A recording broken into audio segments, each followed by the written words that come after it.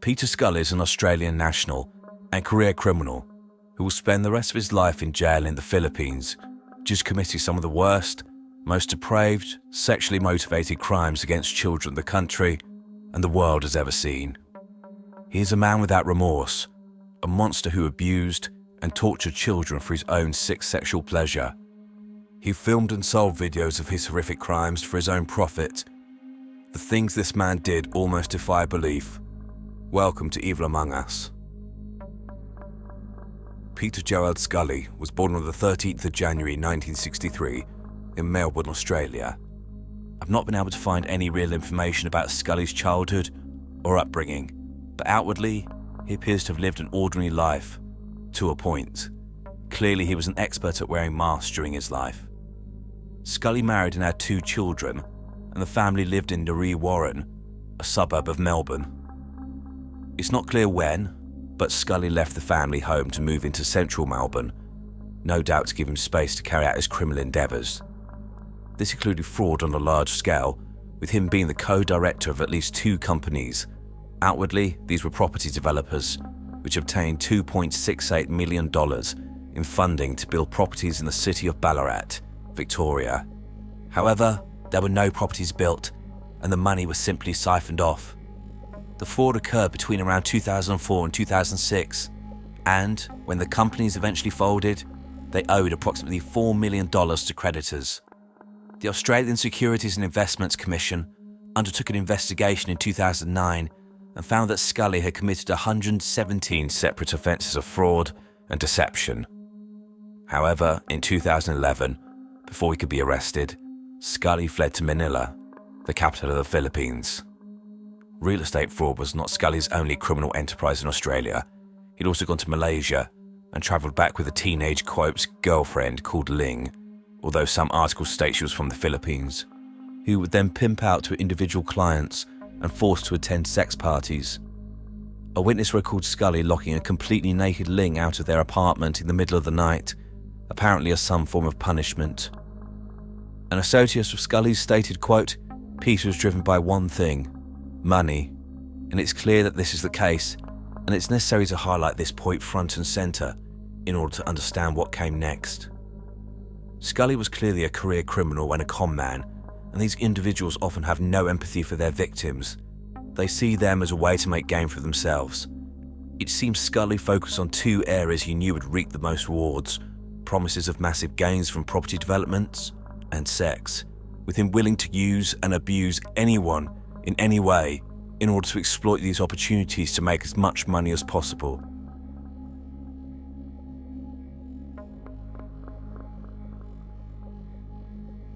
Scully eventually set himself up on the island of Mindanao, leaving the city of Cagayan de Oro, and it's here that he began to set up his international child sex abuse ring. Peter Scully is clearly a man who looked for opportunities to make money any way he could, and unfortunately, the Philippines is a notorious place for sex tourists, with many families living in abject poverty, a prime target for paedophiles, who will offer money to elevate the family in exchange for use of their children. In addition, there are an estimated 250,000, quote, street kids in the Philippines who spend their days begging and doing odd jobs in order to buy food. Out of these, around 75% are thought to have families they live with, but 25%, so around 62,000, have no families, no one looking out for them. They live and sleep on the streets, making them a natural target for predators. Unfortunately, the Philippines has become one of the global epicenters for the production and distribution of child pornography due to the ease with which paedophiles can gain access to victims and offend without real fear of being caught. Peter Scully became one of these men. He set up a dark web child pornography website called, quote, No Limits Fun, as a way to distribute the material he filmed to paedophiles around the world. The material that Scully filmed was what is known as, quote, hurtcore pornography, which is a topic that I've touched on before. This material is the worst end of the scale of child pornography, as it not only depicts acts of sexual violence against children, but it specifically tends to include their torture, with the victims often being extremely young, sometimes babies, with the whole point being to cause the victim as much emotional and physical harm as possible. As well as creating this material to sell, Scully would livestream himself raping and abusing children, taking requests of acts he should perform from his sick website members. Scully would seek out victims on his own, but he also had accomplices who would help him find children to horrifically abuse. There are two main ones I want to mention: Lizelle Margolo and Carmen Ann Alvarez, both of whom were about 17 years old when they met Scully, and it appears they themselves have been the victims of sex trafficking. Scully is known to have raped and tortured at least 8 children, but some reports state that the true number may be in the 60s. His most horrific crimes occurred in 2012 when he made a series of short films called, quote, Daisy's Destruction, which have become an urban legend and are considered, by those who've seen it, the worst child sex abuse material ever created. It's material that sickened even the most seasoned investigators and led to many of them suffering PTSD just from viewing it. Please know that all the child victims' names are pseudonyms. Even if I come across their real names, I would not use them. The Daisy's Destruction films depict 3 victims, who were Daisy, then aged 18 months old, Liza, aged 12, and Cindy, aged 11. In these videos, the children are raped and tortured. The most horrific behaviour is reserved for Daisy, who is filmed hung upside down, where she is beaten, burnt, and tortured, including being burnt with hot wax, all while screaming for help. Lizelle Margolo is seen wearing a mask in these videos, inflicting horrific physical abuse on the children. The title card on one of the parts, which specifically focuses on the abuse of Daisy, apparently reads, quote, Come see a child's mental ruin, her innocence lost, used as a tool. She'll learn to please her mistress. Her body will be ravaged, her dignity stolen. Later, the police would track down Daisy, who had suffered severe physical and emotional damage as a result of her abuse as a baby, as well as Liza, who was also similarly destroyed by the experience. However, the child known as Cindy could not be found. Margolo later told authorities that Scully had filmed himself in a separate video with Cindy, who, remember, was aged just 11 years old, and, after raping and torturing her, forced her to dig her own grave before strangling her with a rope. Her remains were later found buried underneath the property used by Scully. Police inquiries found that both Liza and Cindy had been given up by their parents into Scully's care, with the promise of food and a decent education. In the case of Cindy, her mother had died in 2012, and Margolo offered to adopt the child, telling them that she knew a man who could give her a decent future. Instead, this child was delivered into the hands of the devil, who abused and murdered her. Scully would sell these movies online. In the case of Daisy's Destruction, he would apparently sell this for $10,000. Scully raped and tortured other children, including a 5-year-old, and both Lizelle Margolo and Carmen Alvarez were involved in the abuse of these children, specifically their torture.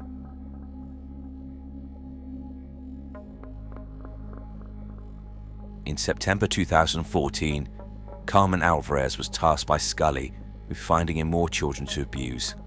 Here is her speaking in her own words. He said to me, can we adopt some street kids? And I said, I don't know, I don't think so. What if my sister to live with us? He said to me, no, I don't want your sister, I want a street kid to help them. Then I meet these 2 kids. Then I said to these kids, you want to come with me? And then the kids say, yes. So you asked them to come home with you? Yeah. Because Peter wanted 2 girls? Yeah.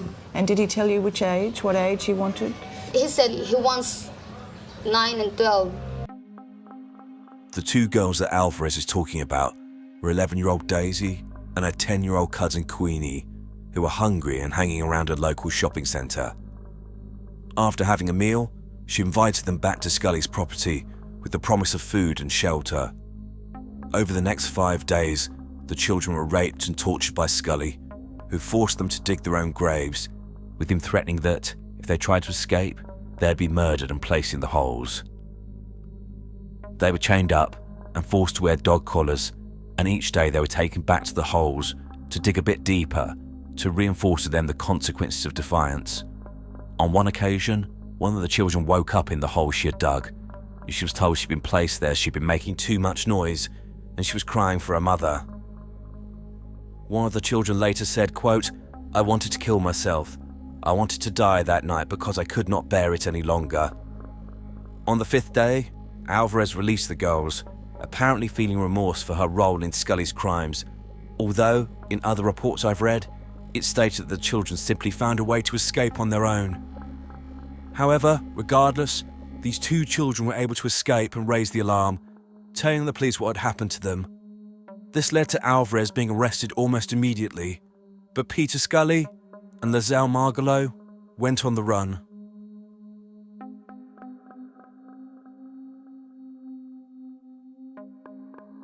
On the 20th of February 2015, Peter Scully was tracked down to Balay City in the Philippines and arrested on charges related to the rape and torture of the two cousins in September 2014.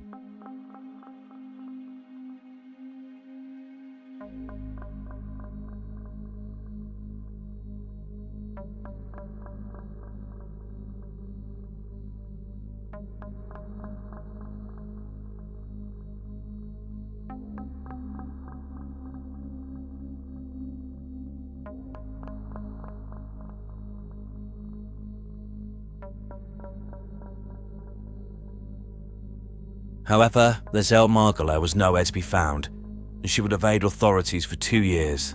She spent this time apparently living in luxury, using the false name Shannon Carpio, with her presenting herself as the wife of a French software millionaire. She lived in a palatial condominium in the affluent Cebu city. Instead of keeping her head down, she could not help but show off her life, posting vain pictures of herself in revealing clothes online. Margolo would spend lavishly, spending money on designer clothes and luxury meals, telling her friends the money came from her rich husband. Instead, it's believed that she continued to organize the rape of more children, recruiting others to commit these offenses, filming these acts, and selling them online, possibly at the direction of Scully from prison. How she was eventually caught is unclear, but after 2 years on the run, Margolo was arrested and sent to prison to await her fate.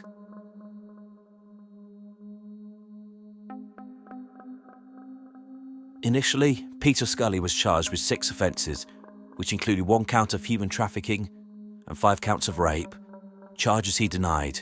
However, he was convicted. On the 13th of June 2018, Peter Scully appeared before Judge Jose Escobedo, who sentenced him to life in prison. The judge also sentenced his accomplice, Carmen Alvarez, to life imprisonment. However, it took the combined effort of several law enforcement agencies to reveal the true scale of Scully's offending. Filipino authorities, Dutch police, and the Australian Federal Police all worked together to identify the victims of Scully's offending, identify him and his accomplices.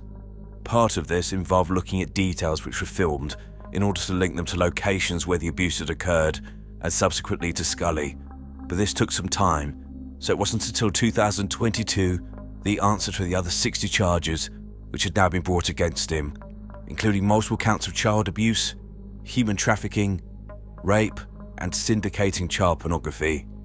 Unfortunately, I've had difficulty confirming whether Scully was charged with the murder of Cindy, the poor 11-year-old girl whose remains were found buried under a property linked to him. Some reports say he was, some don't mention it. However, in subsequent interviews, Scully appears to confirm that he did kill this child. This is more related to him not denying this fact, rather than outwardly expressing his guilt. On the 3rd of November 2022, at Cagayan de Oro Court, Peter Scully was convicted and sentenced to 129 years in prison. Also stood next to him was Lizelle Margolo, who had swapped her designer threads for prison clothes. She was sentenced to 126 years in prison for her part in Scully's crimes. Peter Scully was lucky to escape with his life, as the horrific nature of his crimes led to public outcry and the prosecutors pushed for the death penalty, which had not been used since 2006, to be brought back just for him. From what I can see, Peter Scully, who's now 60 years old, is incarcerated at Cagayan de Oro City Jail, where he's complained about the conditions. Oh, bless him. And he will inevitably spend the rest of his miserable life behind bars.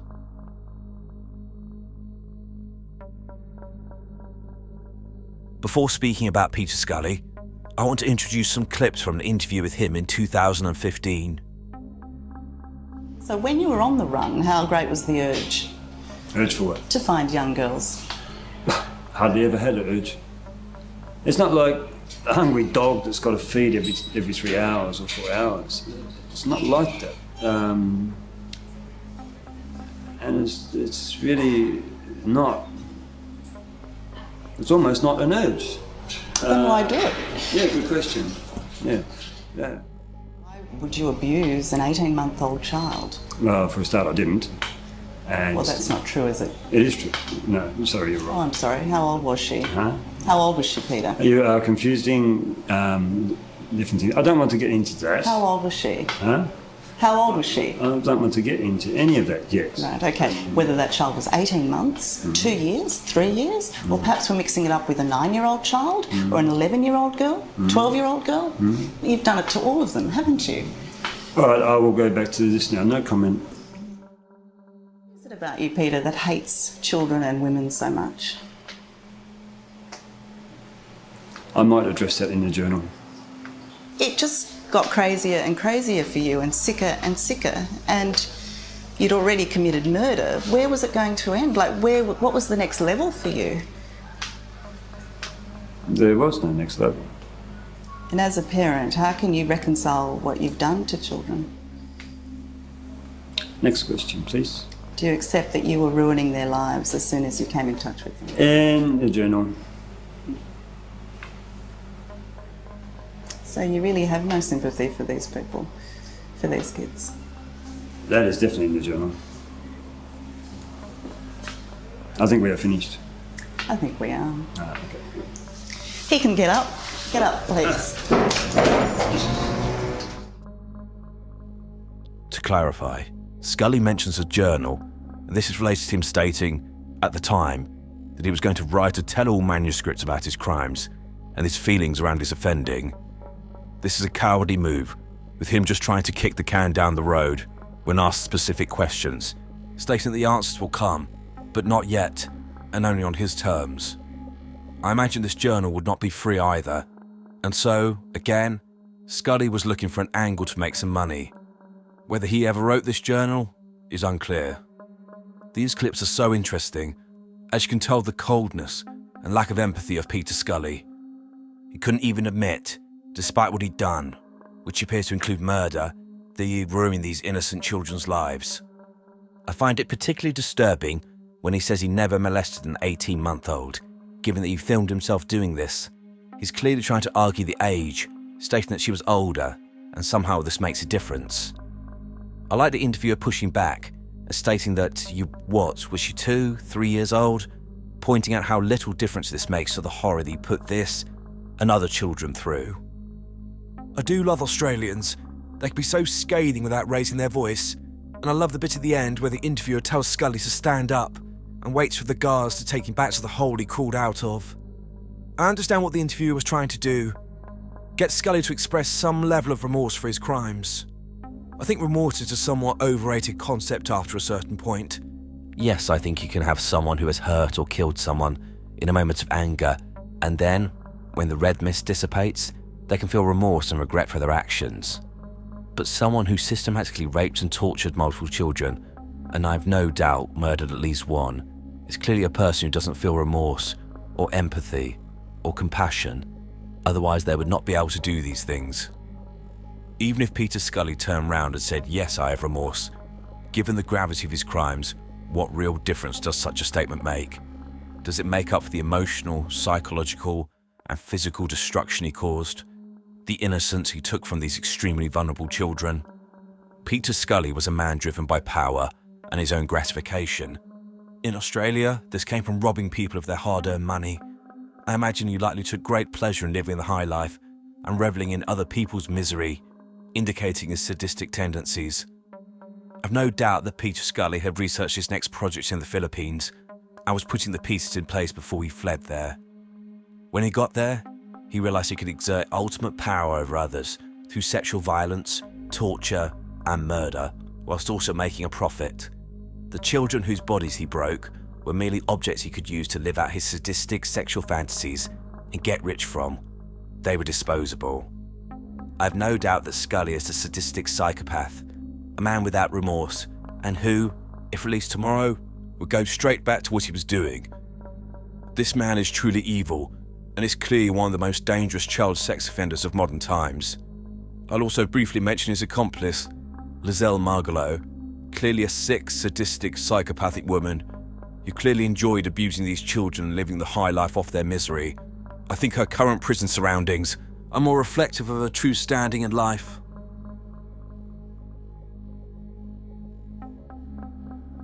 Peter Tobin was a Scottish serial killer, rapist, paedophile, and sadistic domestic abuser who murdered a minimum of 3 young women between 1991 and 2006, but it's likely he killed many more and began killing earlier than is currently known.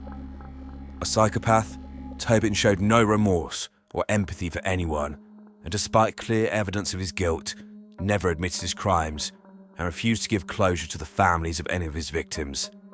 This was a man who had no redeeming qualities and was simply evil. Welcome to Evil Among Us.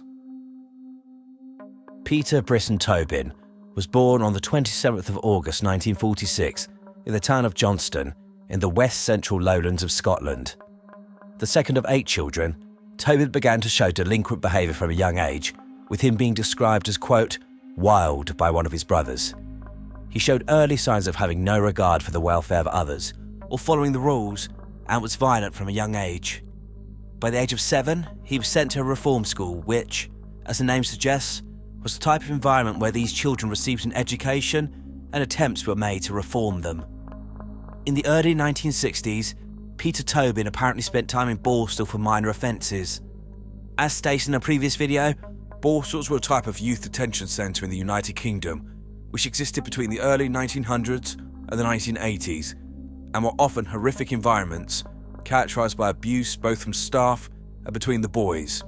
However, in the case of Tobin, I imagine he was the abuser and used this environment to victimise others and indulge his sadistic tendencies. In August 1969, 22-year-old Tobin married 17-year-old Margaret Mountney after a brief relationship when they met at a club they both used to go to called the Barrowlands. Margaret was drawn to the suave and sophisticated man that Tobin projected, and he would treat her with days out and introduced her to his parents. However, this all changed when they moved into a flat together in East Glasgow. Behind closed doors, Tobin's mask evaporated and he subjected Margaret to horrific abuse. The marriage only lasted a year, but in this time, she was repeatedly beaten and locked in the flat by her husband. Margaret was also raped at knife point by Tobin on several occasions. The most horrific incident that Margaret was subjected to began with Tobin showing annoyance about the barking of their pet puppy named Boot, which he'd bought her. Margaret later said in an interview in 2008 that she discovered Boot missing one day and went looking for him. She recounts, quote, I ran down to the yard and I said, where's Boot? And one guy said, his head's over there and his body's over there. Tobin had decapitated the puppy, apparently in order to, quote, shut it up. And, when Margaret complained, Tobin brutally beat her and then raped her whilst holding a serrated knife to her throat. He then inserted the knife inside her, causing horrific internal injuries. Blood from this act seeped through the floor and through the ceiling of the downstairs tenants, who called the police, and Margaret was taken to hospital. She spent weeks in hospital, but was too terrified of Tobin to make a complaint to the police. Tragically, the extent of her injuries was such that Tobin had robbed her of the chance of ever having children. Margaret was finally able to flee the marriage when, in 1970, Tobin was sentenced to 5 years in prison for forgery and burglary, and I've little doubt, if he had not been removed from her life, she would have been murdered.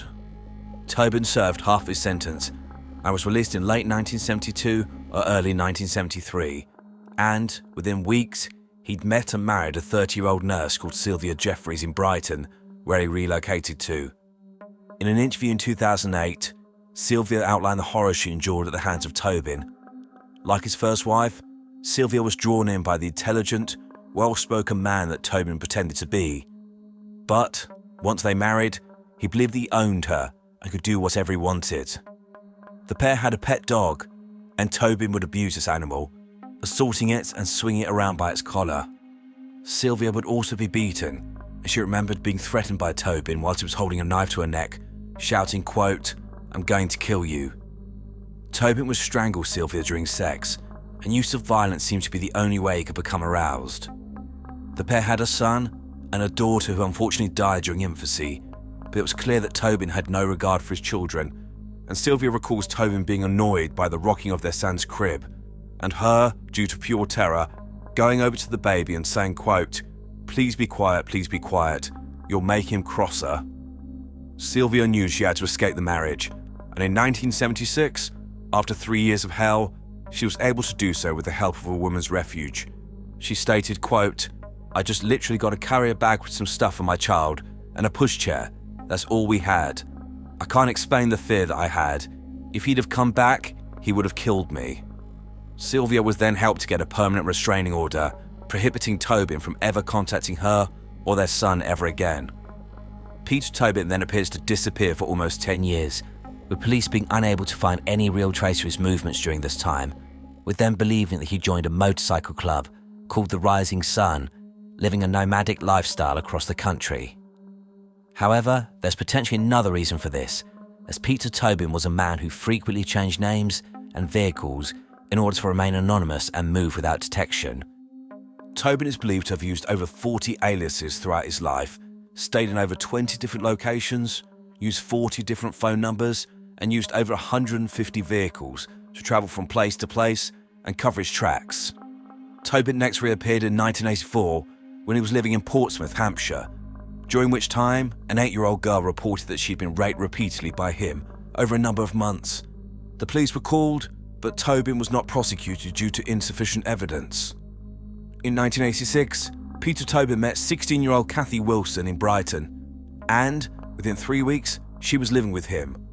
By this point, Tobin was 40 years old, so double Kathy's age, and it's clear that he was targeting younger women, likely for 2 reasons.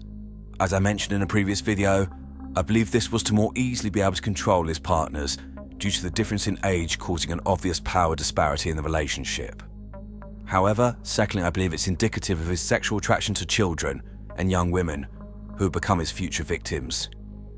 Soon after meeting Kathy, she gave birth to her son Daniel, and in August 1989, they married and moved to a house in Robertson Avenue in the town of Bathgate, West Lothian, Scotland. Within this house, Kathy was subjected to horrific abuse. In an interview in 2022, Kathy said, quote, "Throwing his dinner at me, putting his hands around my throat became routine. I was his slave. Even when I went into labour, he refused to take me to hospital until I'd cooked a roast dinner for him and some friends. I was scared to cross him and felt completely tied."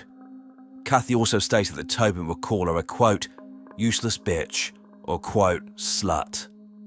He used her to live out his depraved rape fantasies and regularly bring home prostitutes and forced Kathy to watch him assault, hit, gag, and strangle these women.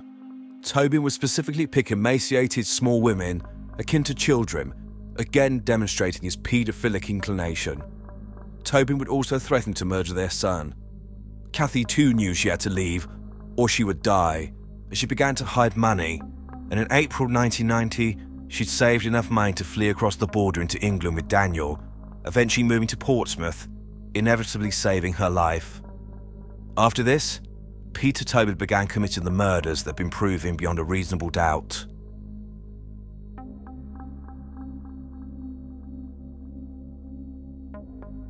Peter Tobin's first confirmed victim was 15-year-old Vicky Hamilton, who was last seen on the 10th of February 1991 at a bus stop in Bathgate in Scotland, waiting to return home to her family.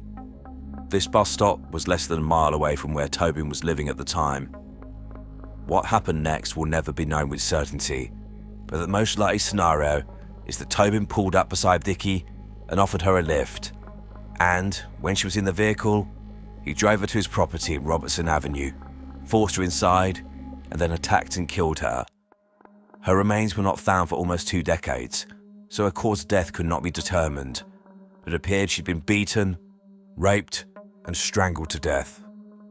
Tobin then hid Vicky's body, likely in an upstairs bedroom, and when he found a new property to move to, Margate, Kent, he cut Vicky's body in half and wrapped the pieces in curtain and bin bags.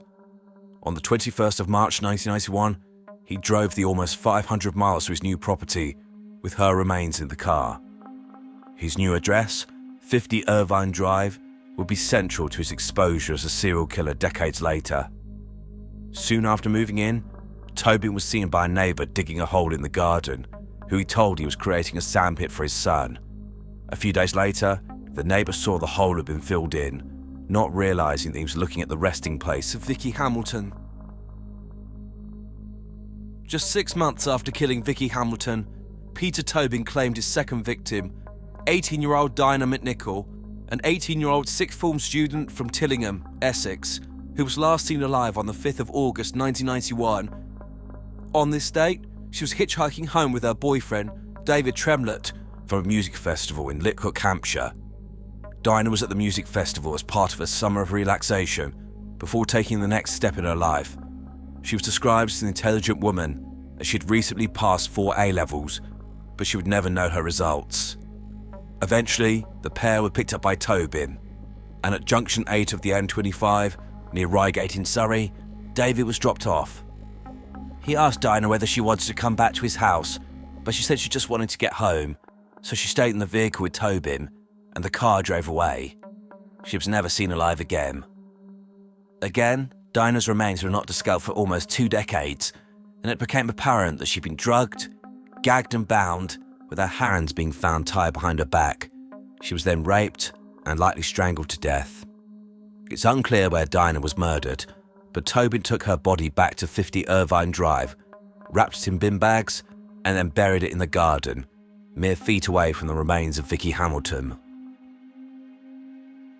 In 1993, Peter Tobin again relocated, this time moving to Havant in Hampshire, apparently to be close to his son Daniel, who, as I stated, had moved to Portsmouth with his mother, Kathy Wilson, who fled their marriage in 1990. Whilst Kathy wanted nothing to do with Tobin, she wanted her son to have an opportunity to know his father, and so he would sometimes stay with him. However, as if to epitomise the absolute lack of regard for anyone but himself, on August 4th, 1993, Tobin used his son to lure 2 14-year-old girls into his flat under the guise of giving them a babysitting job. Once in the flat, Tobin threatened them with a knife, bound them, forced them to take drugs which made them drowsy, and then raped both children, including one anally. He also stabbed one of the girls.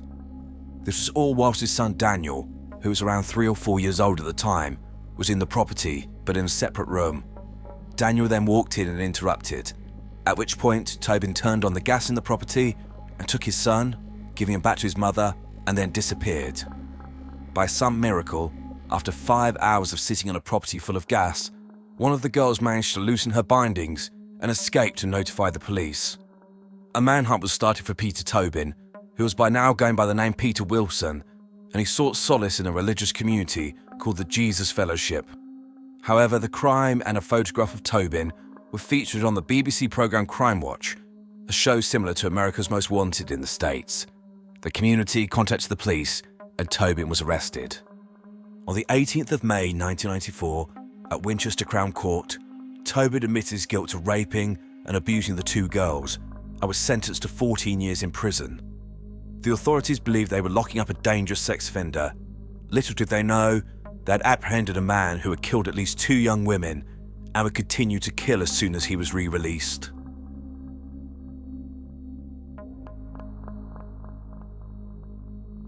Peter Tobin was released in 2004, at age 58, and returned to Scotland, moving to the town of Paisley, close to the town where he was born. Due to the nature of his conviction, Tobin was required to check in with the police regularly, but he soon disappeared, and in November 2005, an arrest warrant was issued when he moved out of Paisley without notifying police. However, Tobin used his skills to evade capture, and, going by the name Pat McLaughlin, he actually did not go far, moving to Glasgow, approximately 12 miles away. By September 2006, Peter Tobin was working as a church handyman at St Patrick's Church in Anderston, in the centre of Glasgow, and it was here that he met his last victim. Angelika Kluk was a Polish national, at just 23 years old when she died. She was working at the church as a cleaner, in order to finance her Scandinavian studies at university. She was last seen alive in the company of Peter Tobin on the 24th of September 2006. Angelica was a conscientious, polite, and reliable person, and when she did not arrive for work, the police were called. An extensive search was conducted, and on the 29th of September 2006, 5 days after last being seen alive, Angelica's body was found concealed in an underground chamber beneath the floor near the confessional in the church under a tarpaulin. Angelica had been raped, viciously beaten, and stabbed 16 times, and her hands were found bound behind her back.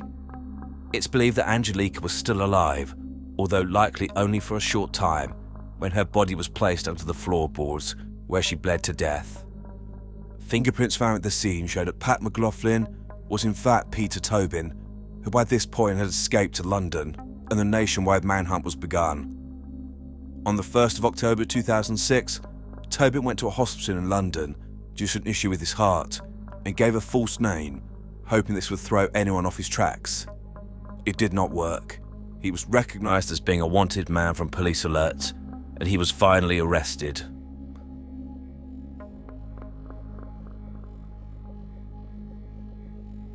Peter Tobin gave no information to the police and appears to have been as obstructive and obnoxious as possible when dealing with authority figures. However, in the case of Angelica Kluk, the police did not need anything from him. They had overwhelming forensic evidence, and he was charged with her murder within 6 days of his arrest. Tobin pleaded not guilty to murdering and raping Angelica, but was convicted of both charges at the High Court in Edinburgh after a 6-week trial that ran between 23rd of March and the 4th of May 2007. Judge Lord Menzies described Tobin as, quote, an evil man, and stated, quote, any case of rape is serious, any case of murder is serious, but what you did to Angelica Kluk was inhuman. He then sentenced him. For the rape and murder of Angelica Kluk, Peter Tobin was sentenced to life imprisonment with a minimum term for 21 years before he could apply for parole.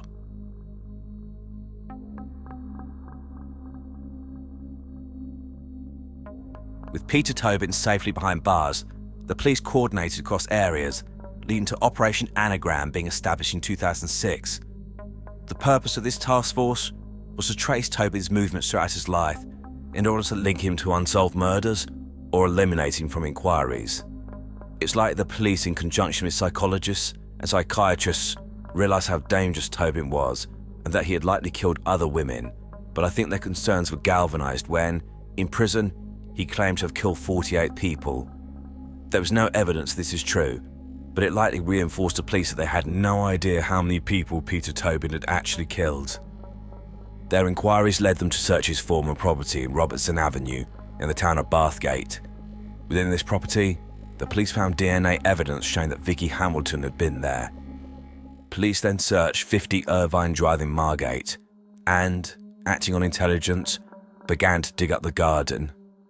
Finally, on the 14th of November 2007, police recovered the remains of Vicky Hamilton, and 2 days later, on the 16th of November 2007, the body of Dinah McNichol was found, enabling both women to be given a decent burial almost 20 years after they'd been murdered.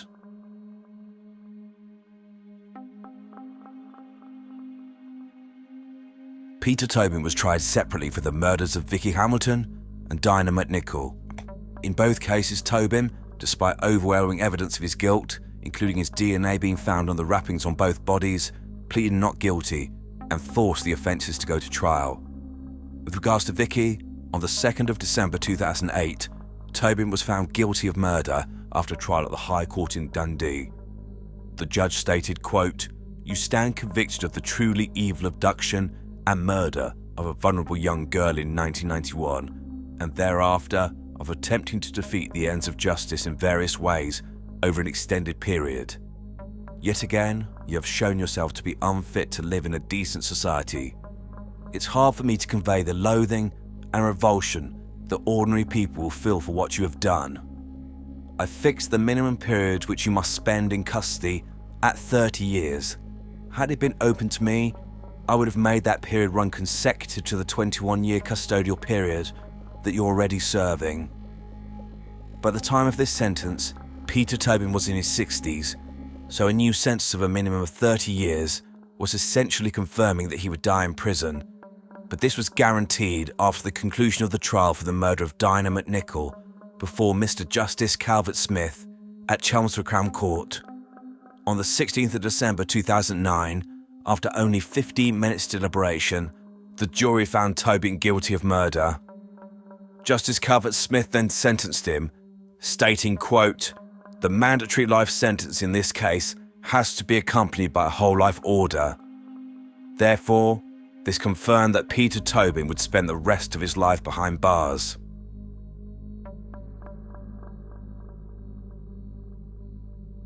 Peter Tobin was sent to HMP Edinburgh and received some retribution for his crimes, including on the 1st of July 2015 when he was attacked with a razor blade whilst he was asleep, which resulted in a 20cm long scar running down his face and neck.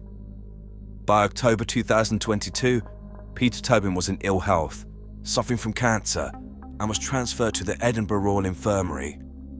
I wouldn't normally post a picture of someone so vulnerable in the hospital, but here is an image of Tobin, chained to the bed, alone, dying. The police made one final plea to Tobin to reveal the details of other murders he committed, but he remained silent. And on the 8th of October 2022, at the age of 76, Peter Tobin died in hospital. No one came forward to claim his body, so he was cremated and his ashes scattered at sea.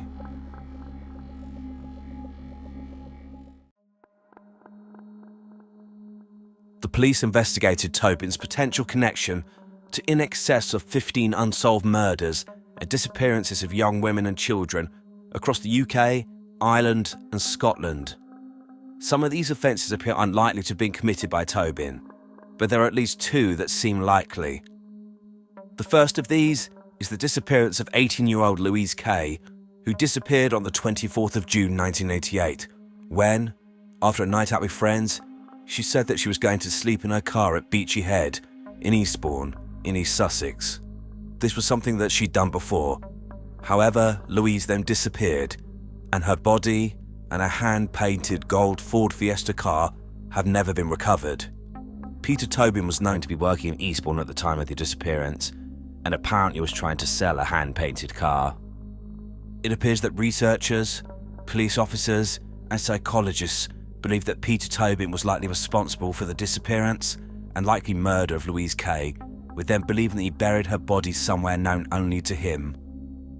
The second case was that of the murder of 22-year-old Jessie Earle, who vanished, again in Eastbourne, sometime between the 15th and the 18th of May 1980. Her skeletonized remains were found in 1989 as she'd been bound with her own bra. Again, Tobin is believed to have been living and working a short distance away from where Jessie disappeared. Unfortunately, no firm evidence has ever been recovered to definitively identify Peter Tobin as the murderer of any other young girls or children. And, given his death, he's inevitably taken his secrets to the grave with him.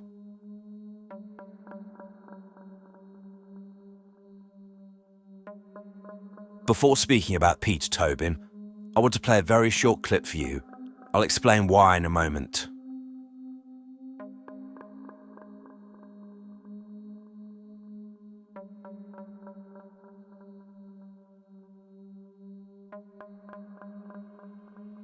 The reason why I added this clip was because I'm always fascinated what these people look like when they're actually committing their offences. I sometimes find it difficult to reconcile the outwardly calm person who appears in court and the monster their poor victims must have experienced in their last moments alive. However, sometimes they let the mask slip. Ted Bundy did this on at least one occasion, and I believe that this is Peter Tobin doing the same. You get a flash of just a fraction of the true monster that he was, a devil in human form.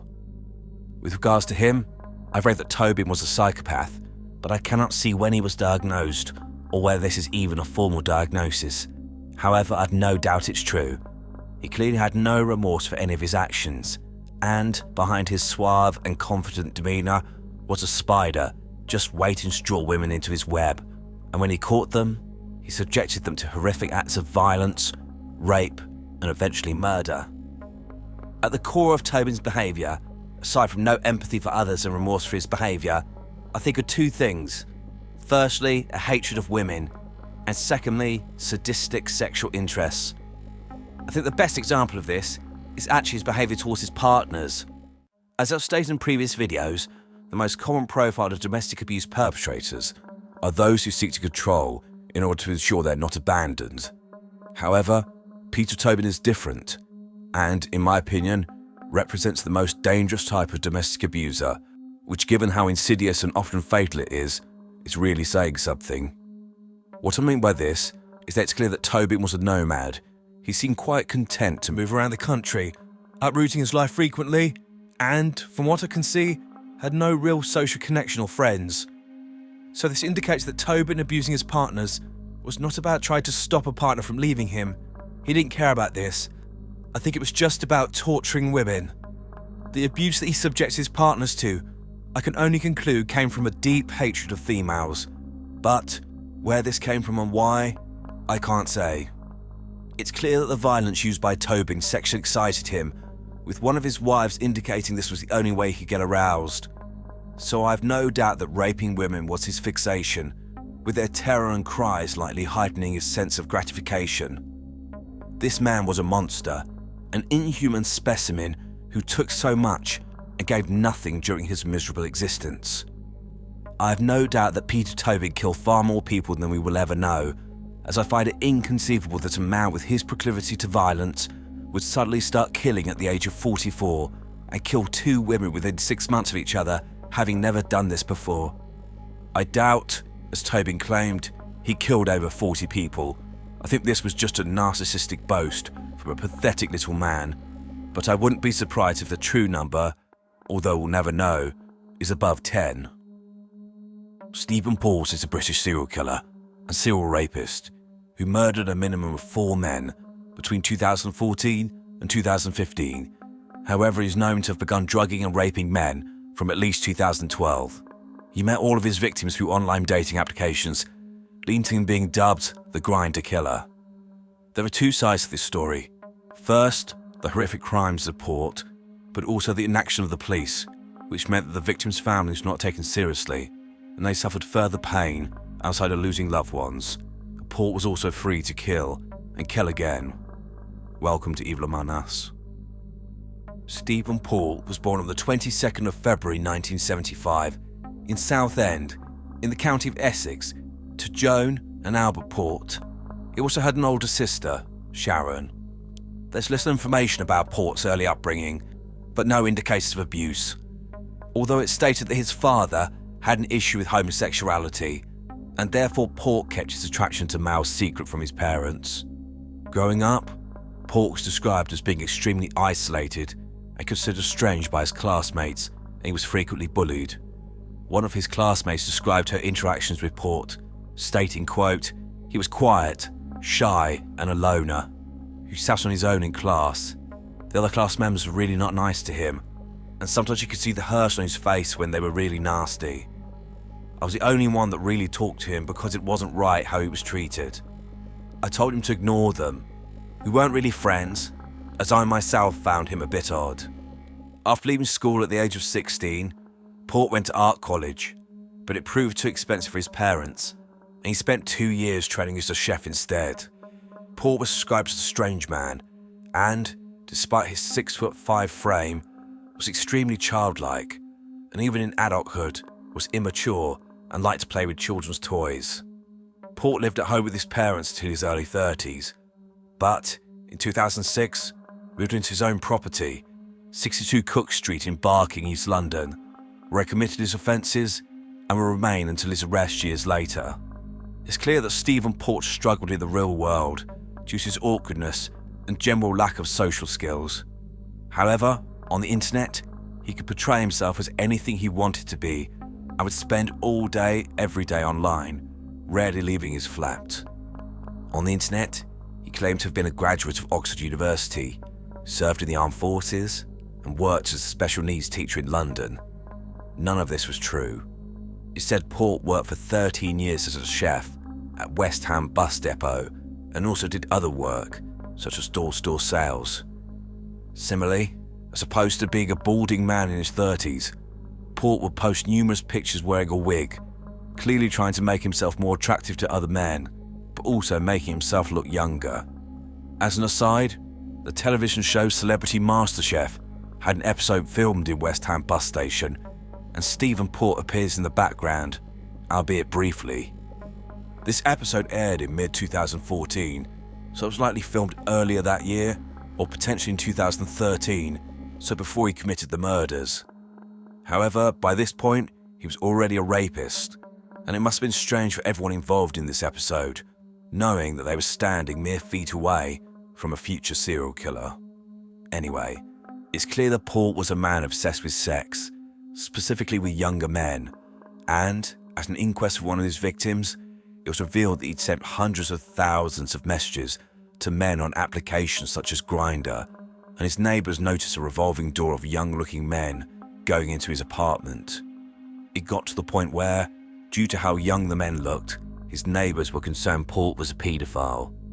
Port would also use drugs as part of his sexual activities with these men, specifically GHB, the drug originally developed as an anaesthetic, sometimes known simply as G. It's known to reduce inhibitions, increase libido, and sexual sensations become much more intense. It's commonly known as a, quote, date rape drug, due to its ability to cause unconsciousness and memory loss, and also because it's an odourless, colourless liquid that can be easily put in someone's drink without them noticing. However, it's also a highly dangerous drug, and in high enough doses can cause coma or even death.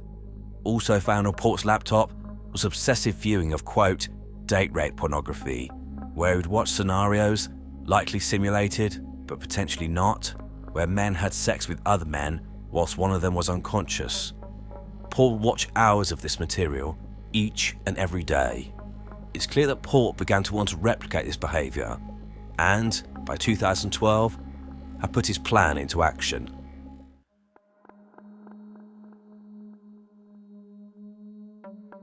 It's not clear how many men Stephen Port actually raped, but in court, the earliest victim he was known to have attacked was a 19-year-old university student who Port met on Grindr in 2012.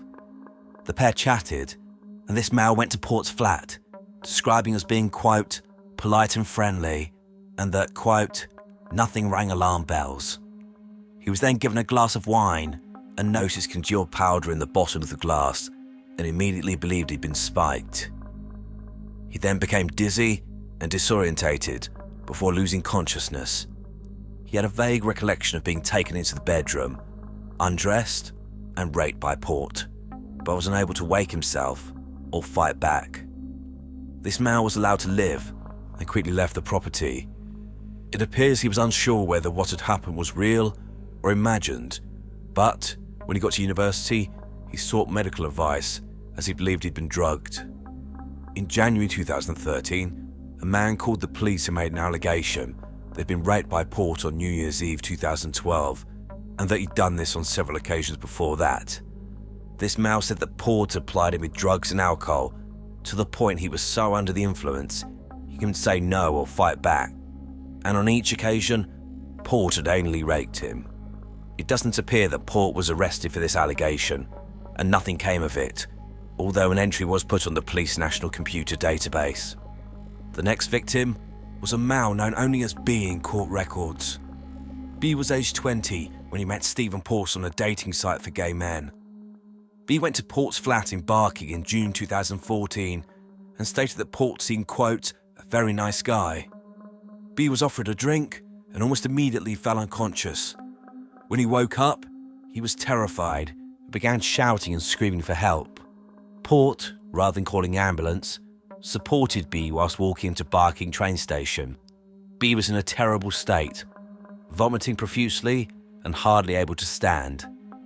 When they got to the station, they were seen by officers from the British Transport Police, who saw B incoherent, distressed and vomiting. Port told them that everything was okay and that B had just taken GHB. In court, it couldn't be proven that Port had actually raped B, However, even if this didn't occur, it was clearly the intention. In amongst the crimes against these two men, Port also repeatedly drugged and raped a male, known only as C. A couple of things can be taken from this. Firstly, it's clear that Port was drugging men at least 2 years before he began committing the murders, with the intention of raping these individuals. This makes me certain he must have raped far more men than we know about, as it's unlikely that a man this obsessed with sex and heavily invested in date rape porn would have such large gaps between his offences.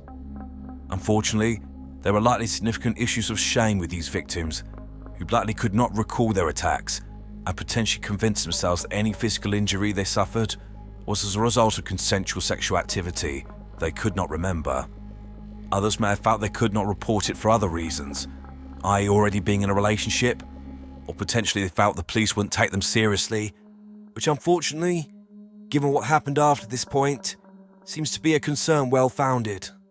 Secondly, the first victim referred to seeing powder in his drink. I think that Port was experimenting with different drugs for years to determine which would be the most effective at disabling his victims. GHB is a white crystalline powder in its raw form, but it's never normally solved this way. Instead, it's mixed with water to create a liquid solution. So whatever you put in the first victim's drink was something else. I think he then switched to GHB because it's harder to detect and potentially much more effective.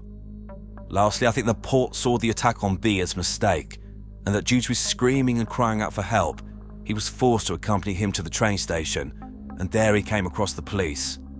I think that Port saw this as a close call, and he believed he needed to ensure this would never happen again. He needed to make sure his victims were completely under his control, with no chance of escaping. He could not risk being caught again walking the streets with someone he just drugged. So Port decided that these men would not leave his flat alive. Within days of the incident with B, Port was again on the prowl, and over the next year, he engaged in a campaign of rape and murder driven by his deviant and predatory sexual appetites.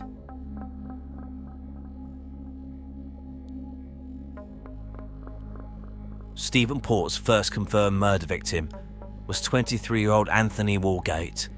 It wasn't pronounced Anthony. Anthony was 23 years old and originally from Hull, a city in East Yorkshire, but he moved down to London in order to attend fashion college. He was the son of a woman called Sarah Sack, a woman whose grit and determination is central to the eventual downfall of Stephen Port. Unfortunately, Anthony was struggling financially and so turned to escorting to make money. On the 17th of June 2014, he was contacted by Stephen Port, who arranged sexual services in exchange for payment of £800. It should be noted that Port had no personal savings, and therefore he clearly had no intention of paying Anthony. Anthony travelled to Barking Station, where the pair met at approximately 10:15 p.m, and then went back to Port's flat. What happened next is known only to Port, but it's clear that soon after arriving, Anthony was given a fatal dose of GHB, likely in the laced drink, and he fell unconscious. Whether Port raped him whilst he was alive, dying, or indeed dead is unclear. The next day, Port stayed in the flat with Anthony's body and then went to work a late shift. He returned at 4 a.m. on the 19th of June 2014 and, after dressing Anthony's body, dragged him outside, propping him up by a wall right next to the entrance to the flat complex.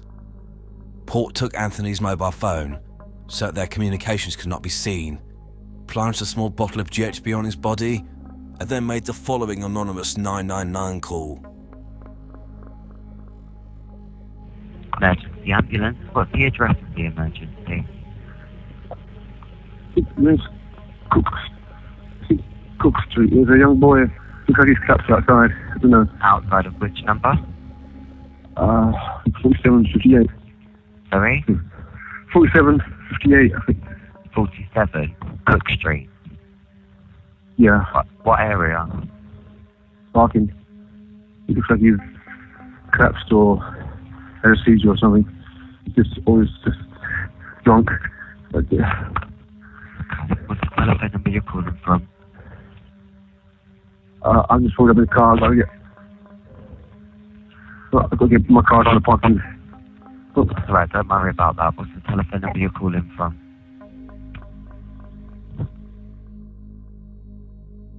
Just before 8 a.m.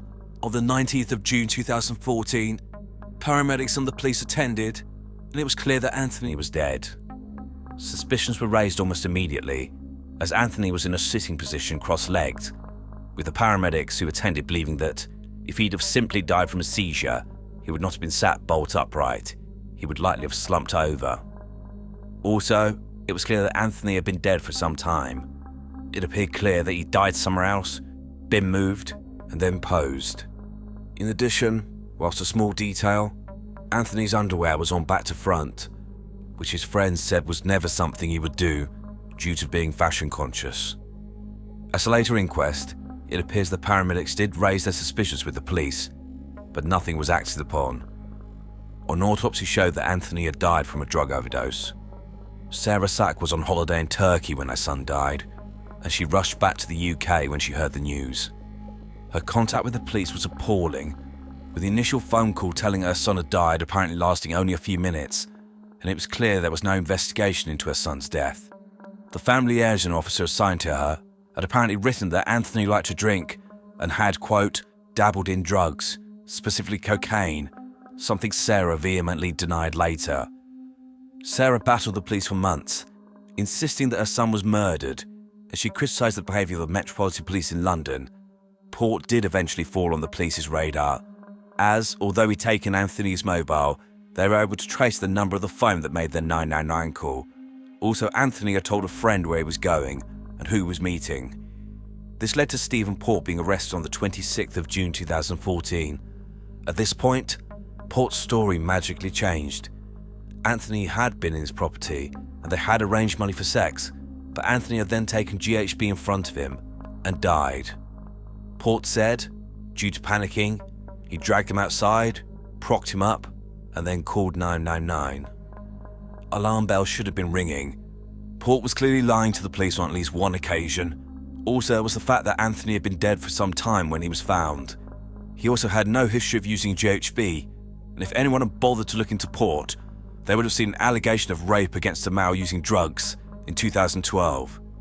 However, none of this was done, and Port was only charged with perverting the course of justice due to making false reports to the police, and he was released on bail. Another major mistake was that police seized Port's laptop, but it was not examined for 10 months. If it had been checked before, they would have found multiple searches for date rape porn. Within 5 weeks, and while still on bail, Port committed his second murder. Gabriel Kovari was aged 22 and born in Slovakia, but moved to the UK in June 2014 for a better life. I was hoping to work for the NHS as a translator. Despite only being in the UK for less than 2 months, Gabriel saw the best and unfortunately the worst in people. He originally met a man called John Pape in July 2014. The pair developed a friendship as opposed to a relationship, and Gabriel moved in with him. Although their friendship only lasted 6 weeks, the pair became close. John was upset when on the 23rd of August 2014, Gabriel moved out, having told him he'd met a man online who'd offered him a place to stay. This man was Stephen Port.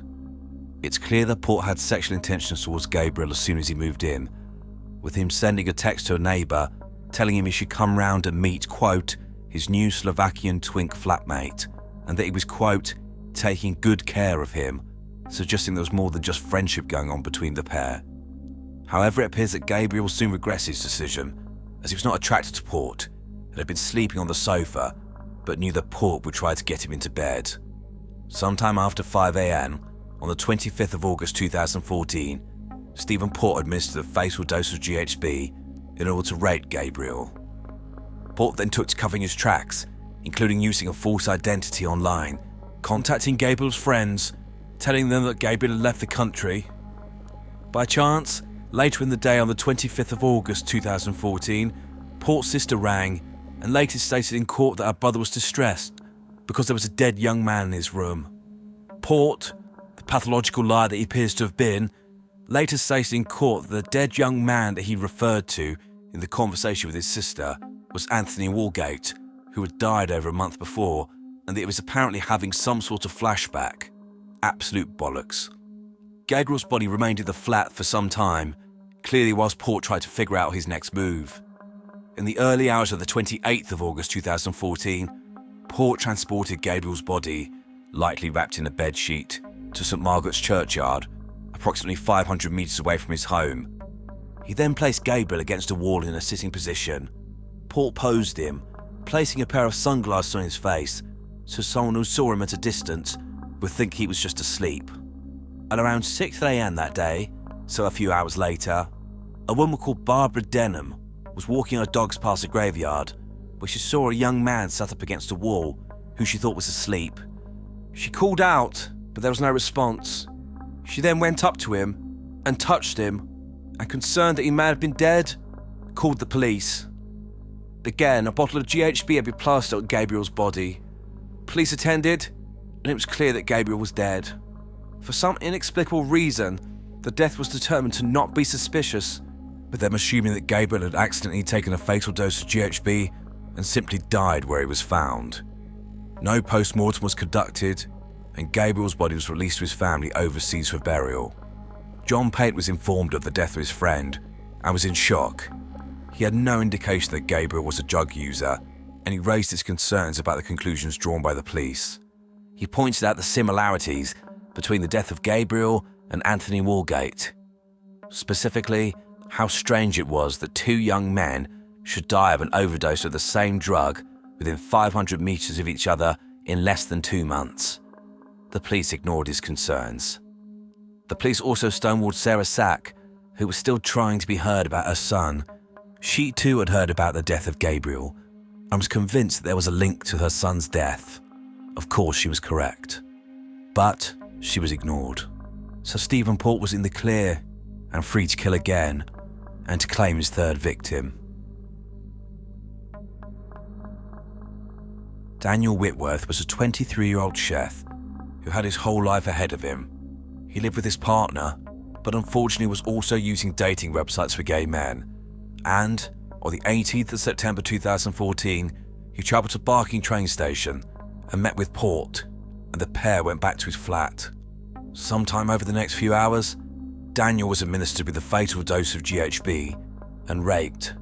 Whilst Daniel lay dead in the property, Port began to cover his tracks. He deleted his dating profile and wrote an apparent suicide note, which he then planted on Daniel's body before, under the cover of darkness on the evening of the 19th of September 2014, he took Daniel's body to the same graveyard where he dumped Gabriel's remains. The next morning, a dog walker found his body. Not just any dog walker, Barbara Denham, the same woman who found the body of Gabriel a month before. She later reported her utter disbelief at being confronted by the same situation again. She approached Daniel's body, which was again propped up against the wall, touched his stomach, felt that he was cold, and then called the police for a second time, saying she'd found a body. The body of Daniel was literally 5 feet away from the spot where Gabriel's body had been found. Police attended and determined there was nothing that could be done for Daniel. Again, he was found with a bottle of GHB on him, but if they bothered to check, they would have found Port's DNA on his jacket from where he'd been redressed after being murdered. They also found an apparent suicide note, which read, quote, "I'm sorry everyone, mostly to my family, but I can't go on anymore. I took the life of my friend, Gabriel Klein. We was just having some fun at a mate's place, and I got carried away and gave him another shot of G. I didn't notice while we was having sex, he had stopped breathing. I tried to get him to start breathing again, but it was too late. It was an accident, but I blamed myself for what happened. I didn't tell my family I went out. I know I would go to prison if I went to the police. I can't do that to my family, and at least this way, I can at least be with Gabriel again. I hope he will forgive me. By the way, please do not blame the guy I was with last night. We only had sex, then I left. He knows nothing of what I've done. I've taken what G I have left with sleeping pills, so if these kill me, it's what I deserve. Feeling dizzy now, as took 10 minutes ago, so hoping you understand my writing. I dropped my phone on my way here, so should be in the grass somewhere." This whole situation, but especially the note, should have been a massive red flag. Firstly, you have 3 young men, all found dead within 500 metres of each other, 2 of them mere feet apart, in the space of 2 months. None of whom were known to be regular users of GHB. If proper checks had been done, they would have found it odd that Daniel apparently was so bereft at killing his good friend Gabriel that he got his surname wrong, calling him Klein instead of Kavari. Also, they would have found the whole situation very odd, considering that Daniel had never even met Gabriel, and there was no evidence they even knew of each other's existence. Also, was an oddly phrased suicide note, with the man apparently in the throes of grief and utter despair that he'd taken the life of his friend, but he takes time to mention the man he just had sex with and says not to blame him. Blame him for what? Why even mention that at all? Clearly mention of sexual activity between Gabriel and Daniel in this note was to make the police think that any evidence of this would be explained. In addition, if they'd bothered to check the phone records of Gabriel and Daniel, they would have seen they were nowhere near each other on the date that Gabriel died. Clearly, Stephen Port thought he was very clever, trying to pin Gabriel's murder on Daniel, but this note is amateur hour for the reasons I've mentioned, and this should have launched a major investigation due to the overwhelming evidence that a serial killer was operating in the area. But nothing happened. Sarah Sack was still fighting for justice for her son, but was also now fighting for the families of both Gabriel Kavari and Daniel Whitworth. The families united and continued to put pressure on the police to take things seriously and actually investigate crimes, but they were all ignored. However, there is shocking evidence of very underhanded tactics employed by the police. In particular, in the case of Daniel's death, police records claim that the handwriting in the suicide note was confirmed as being a match to Daniel by his family, something they stated never happened. So the police chalked his death up to a suicide and made no attempts to investigate further. Stephen Port apparently did not kill again for a year, but he continued to drug and rape other men. He attacked at least 3 men, known as males D, E and F. Male D was extremely vulnerable. He met Port in January 2015 and had his drink spiked at his flat and was then raped.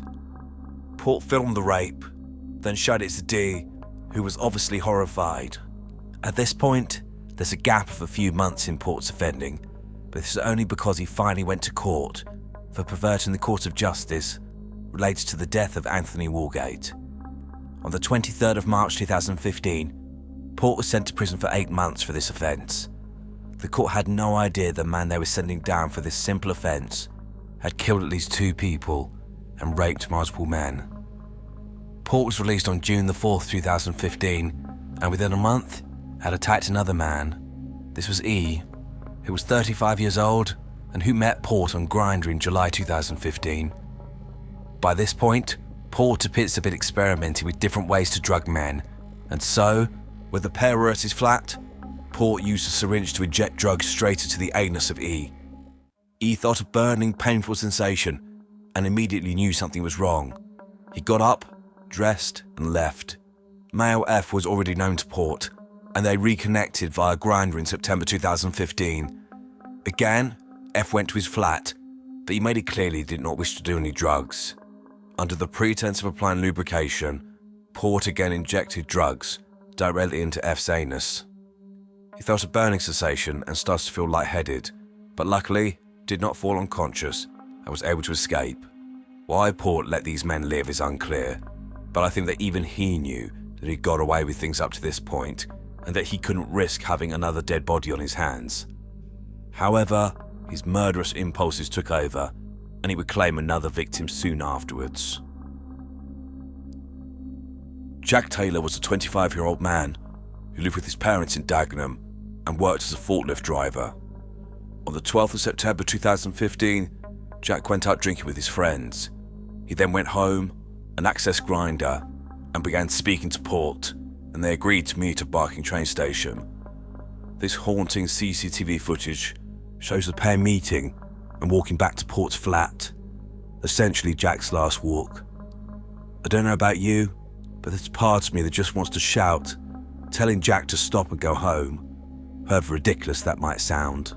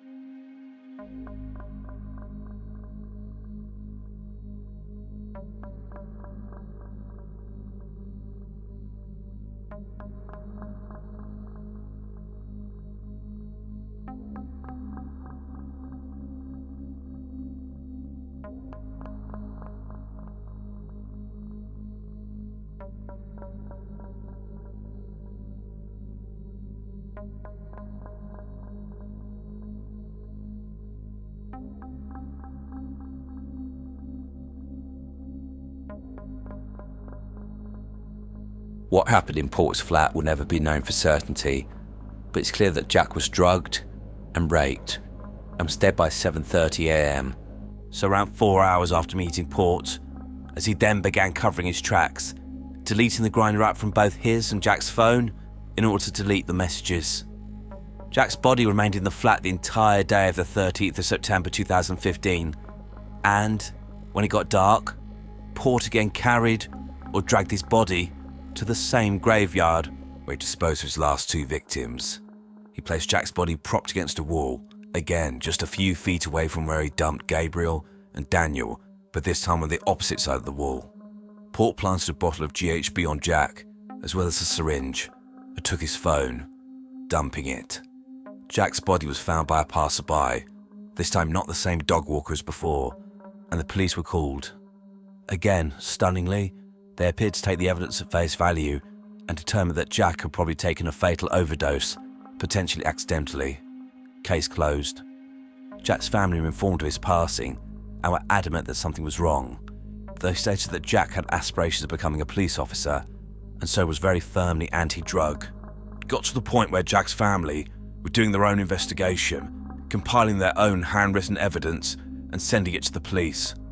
However, they, like Sarah Sack, who was still banging down every door and calling everyone she could, were ignored, with the police stating there was no reason to link Jack's passing to any of the 3 previous deaths in the last 16 months.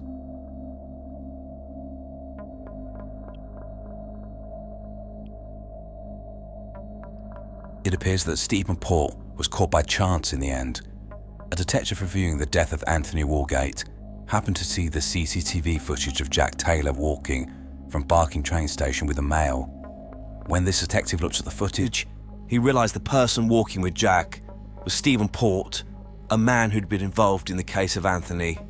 At this point, the pieces finally fell into place, with links being made with all the victims and Port, and his background was properly checked and the content of his laptop reviewed.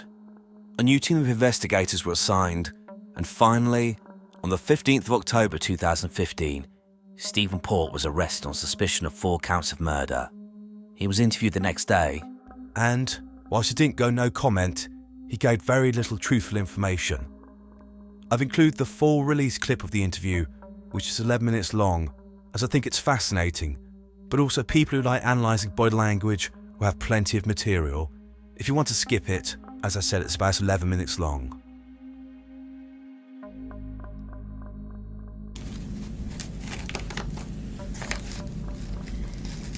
So did you have any involvement in the death of the male that we just spoke about a short while ago, Gabriel Cavari or Gabriel Klein? No, I didn't know. So, were you involved in administering any drugs or poisons or noxious substances to him? No, I don't administer drugs to anyone or give drugs to anyone. That's done at the party by someone else. The name I recognised, one of the boys you mentioned before, was he's normally at the parties and deals with administrating drugs. Who's that, sorry? Daniel. Recognised him. He sometimes he deals, he hands out the drugs to the guests. Daniel. This is the male Yeah. that we spoke of earlier. So, it might not be the same guy, I really don't know, but he's the only Daniel I know, or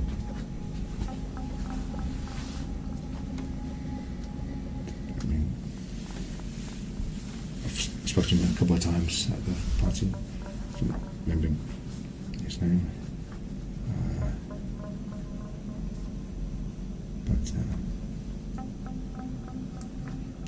He does, like when I did, Scott would ask him to pick up guys, take them to the party, and he would stay, but he would stay and minister or do out the hand out of drugs or whatever, but I would leave, but he would stay. And did you go with Daniel to meet people? No, I knew he was doing the same as I was, but I'd see him at the party and had a brief conversation with him about it, but I've never actually engaged with him outside of the place. Outside of the party? And which parties were these? It's called the fat parties. Scots parties? Yeah. The fat party? Fat party, F-R-A-T. Frat parties?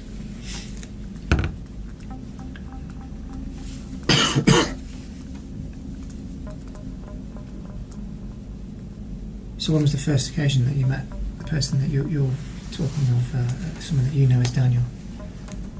I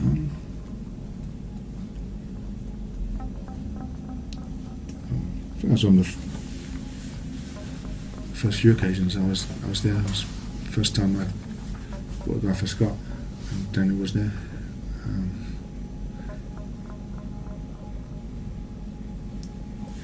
So I don't even know if it is the same Daniel we're talking about, but he's the only Daniel I can recall as such. I think his name was Whitworth. It rings a bell, but You think his name was Whitworth? yeah. I mean, if he's tall, almost as tall as me, with brown hair, slim.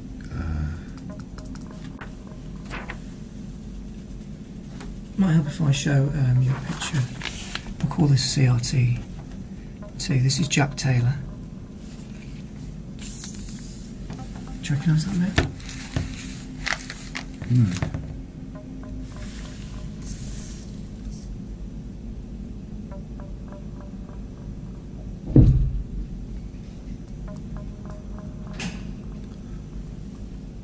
No, I just don't recognise him.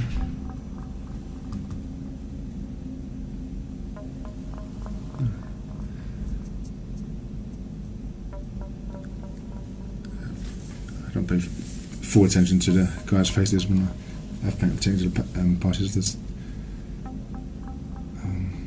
But I don't recognise his face. So you don't recognise his face? I do not know. No.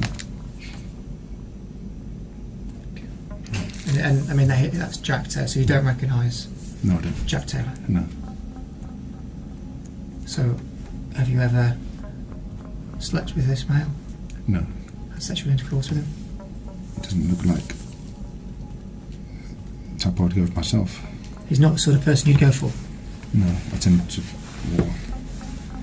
it's more younger, drinky boys, more younger boys, but not. He looks older.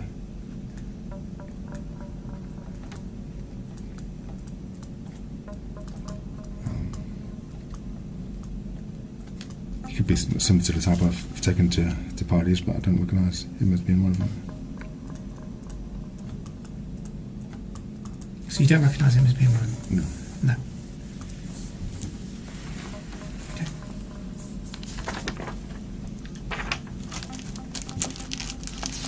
And Jack, again, was found dead. This was on the 14th of September 2015. Stephen, did you have any involvement in his death? I did not know. No. Did you kill Jack Taylor? Did not know. No. Did you administer any drugs or noxious substances to him I did not know. with the intention of causing him harm? No.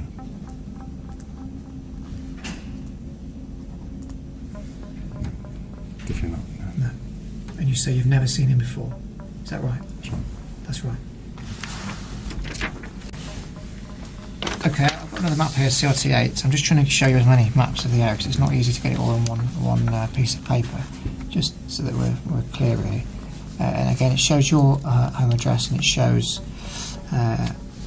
the church St Margaret, and behind it you've got the Abbey and the primary school. In particular, the area around the walls of the Abbey. Have you ever had any reason to go into that area? No. Have you ever been through into the Abbey?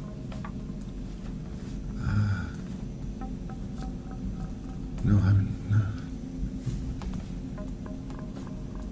No, I don't generally go to the church areas. No. No. Once went to the church with my ex-Danny. Went to the church on a Christmas day, and into the church. But that's as far as I got. As far as You've not been into the grounds behind it, where you've got the old Abbey walls. No, gosh, no grounds there. No, it looks a spooky, so I won't go there. You've never been in there. No. In all the 8 years that you've lived across the road from the park. I thought it was all private. I wouldn't go there. I think it's a private area. I thought. It belongs to the church. It's fairly open, isn't it, when you go past? Would you agree with that or not? But the field's, the field is, but the church bit behind the walls, we'll go past there. Because 3 of the 4 people that have been found dead were found slumped up against the wall here of the Abbey. Gosh. Pardon? Yeah, I didn't know that. You didn't know that? So that's news to you, is it?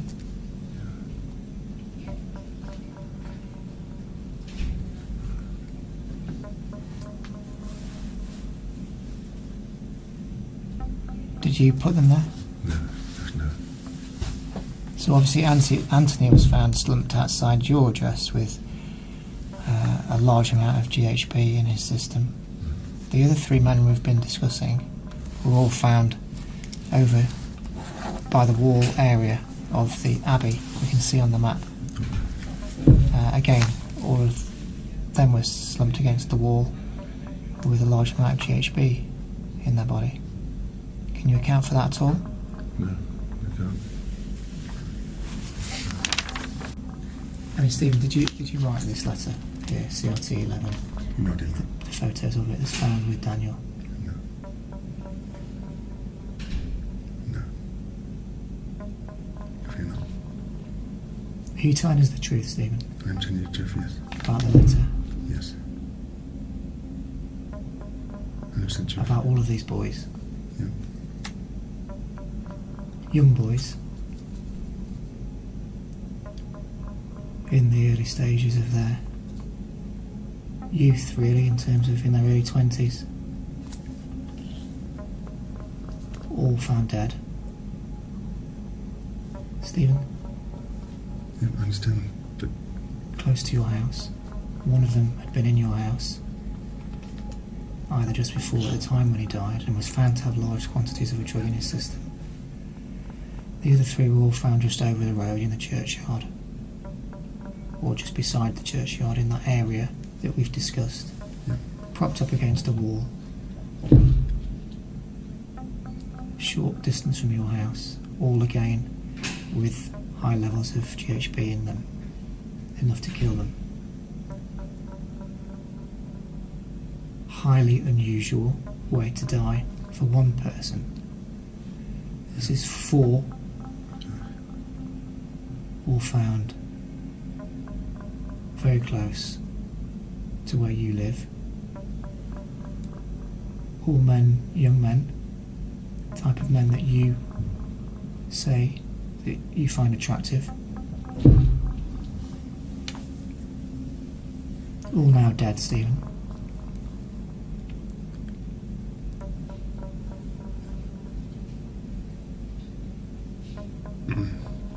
I said, Anthony, I know nothing about the other 3, how they come to be.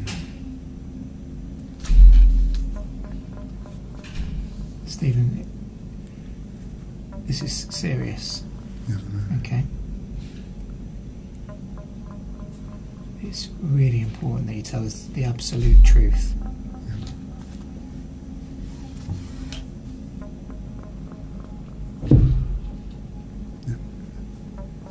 I've told you so far is true.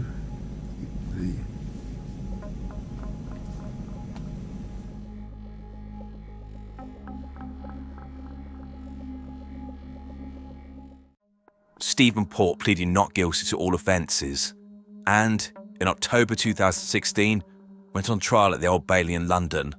Port tied himself in knots, and his claims changed rapidly, with him saying that he didn't know the victims, to admitting that he did, and then saying that they were in his flat and that apparently all of them had taken overdoses of GHB in front of him. The court did not believe him, and Stephen Port was found guilty of the murders of Anthony Walgate, Gabriel Cavari, Daniel Whitworth, and Jack Taylor. He was also found guilty of drugging with the intention of raping, or actually raping, 7 men between 2012 and 2015. On the 25th of November 2016, Stephen Port was set for sentencing before Mr. Justice Openshaw, who, whilst running through Port's long list of offences, stated, quote, "Self-evidently, the defendant is highly dangerous." He then sentenced him. Justice Openshaw stated, quote, "I had no doubt that the seriousness of the offending is so exceptionally high that the whole life order is justified. Indeed, it is required. The sentence therefore upon the counts of murder is a sentence of life imprisonment. A decline to set a minimum term. The result is a whole life sentence, and the defendant will die in prison. Therefore, Stephen Port joined the list of prisoners in the UK who will never be released. To this day, he continues to maintain his innocence for his offences."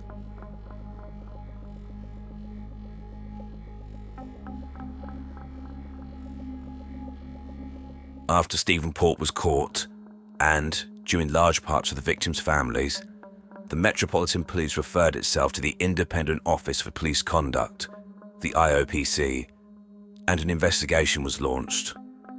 The police looked at the involvement of 17 officers involved in Stephen Port's case and found that 9 had demonstrated performance which had, quote, "fallen below the standard required."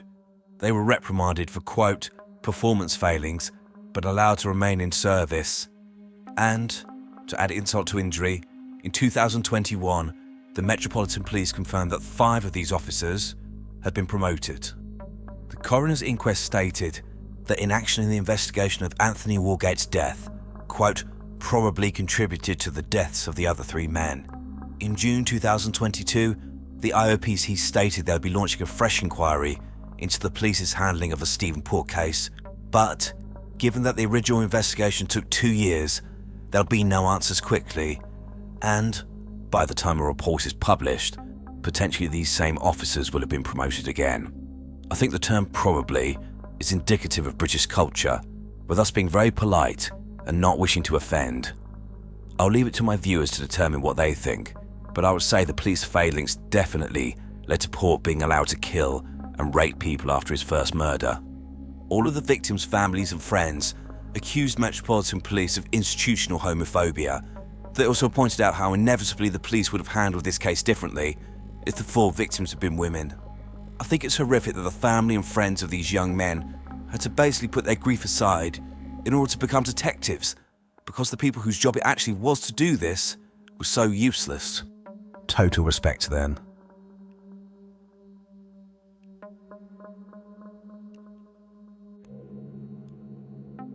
So, what could be said about Stephen Port? What was the thinking of this serial murderer? I think that ultimately Port's behaviour was driven by inadequacy. He was a man who had poor social skills, a menial job, and, at quite a young age, was losing his hair. These are clearly things that Port wasn't able to come to terms with, so he had to project lies about success on the internet and walk around with a wig in order to project the man he wanted to be, not the person he was. The internet was his escape. On there, he could be anyone he wanted. He could feel a sense of belonging and acceptance, likely from the thousands of men he interacted with online. It's common for men and women who have significant issues with their self-esteem to use sex as a way to make themselves feel better temporarily. In these moments, they feel wanted, and temporarily they can forget about how they actually feel. Chasing this feeling can become addictive, and it's clear this was the case with Stephen Port. While Stephen Port is known as the grinder killer, he used around 10 different dating websites and apps and was obsessed with filling his life with sexual encounters, which I think were an escape from his daily life. I think that Port being described as childlike is also a relevant part to understanding him. As a child, we are taught self-control and that we can't have everything we want. Port appears to have learnt neither of these things. However, I think that as time went on, this didn't have the same impact on Port. The high of meeting random men for sex was starting to wane. He needed to escalate his behaviour. Port became obsessed with rape pornography. I think watching this gave him an idea of how to use sex to have control over another human being, and he started to replicate what he'd seen. He also took people's lives, which was the ultimate demonstration of his power over them. I imagine that Port was most likely ecstatic going through the list of men online, thinking about who he could have sex with their level of consent meaning nothing. They were just objects to use and abuse. When he met them, it didn't matter that he had extremely poor social skills, or was very odd, or wore a wig. They wouldn't live long enough to mock him about these things. He was in complete control. Once he had finished with one victim, he dumped them like rubbish, before moving on and looking for more men to drug, rape, and murder. Watching footage of Stephen Port makes me realise just how good Stephen Merchant's performance was in the 2022 series called 4 Lives, which, if you can find it, is well worth a watch. I think it's still on BBC iPlayer. In my opinion, Stephen Merchant perfectly captures the strange, lumbering demeanour of Port, but also hints at something else, especially during the court scenes, extreme violence and anger. I think deep within Port, despite his quiet and shy demeanour, is a core of anger and violent tendencies which he had no desire to control. Stephen Port is inevitably a psychopath, and, if released, I've no doubt he would keep killing. However, he'll never get the chance, as Stephen Port's life will end behind prison bars. So, what are your thoughts? On Monday the 22nd of July 1987, 25-year-old Wendy Nell said goodnight to her boyfriend and went to her flat in Guildford Road, Tunbridge Wells, Kent, UK. This was the last time she was seen alive. She was murdered later that evening. On Tuesday, November the 24th, 1987, 20-year-old Caroline Pearce took a taxi to her basement flat in Grosvenor Park, Tunbridge Wells, and was not seen alive again. Her body was found dumped 40 miles away a month later. This is Azra Kamal, who tragically died in a terrible accident at the age of 24 in July 2020. However, if this was not horrific enough, the man who killed Wendy and Caroline violated her body after her death, and she was not the only one. He did this to at least 100 corpses of women and children. This is the man responsible for these offences, David Fuller, aka the Morgue Monster, and his crimes will shock and appall you. Welcome to Evil Among Us. In 1987, Kent police were dealing with the double murder of 2 women in extremely similar circumstances. At some point during the night of Monday the 22nd of July 1987, an unidentified man broke into the flat of Wendy Nell, beat her, seriously sexually assaulted her and strangled her to death. Concerned work colleagues and her boyfriend contacted police the next day and found her window open and her body on the bed. A significant amount of blood was found at the property, showing she had bled profusely during her final moments alive. 5 months later, in December 1987, the body of a woman was found in a field in St Mary in the Marsh, approximately 40 miles from Tunbridge Wells. She had been seriously sexually assaulted and strangled to death. The body was identified as being Caroline Pearce, who had gone missing from her basement flat the month before. On the night she disappeared, screams were heard by her neighbours. These 2 crimes became known as the bedsit murders, but, despite extensive investigations, no suspect was identified, and the case eventually went cold. Advancing in DNA testing meant the police forces were revisiting cold cases, sometimes decades old, in order to try and identify suspects. This analysis linked the killer of Wendy Nell and Caroline Pearce, but this did not match anyone on the national database. However, by 2019, there had been the emergence of familial DNA searches, whereby the police were able to compare the DNA to known offenders who were on the database for similarities, which would suggest the unknown offender was a relative. From there, they would then focus on the family and take samples of all males to see if any of them were an exact match. The closest match was Fuller's brother, whose DNA was added to the police database in 2012, and this fact and further inquiries led the police to Fuller's door.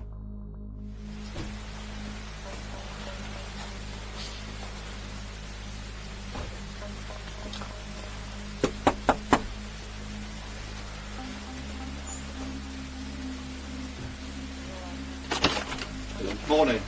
David's place. Hello. We need to come and speak to you. Oh, yes. Are you here alone? No.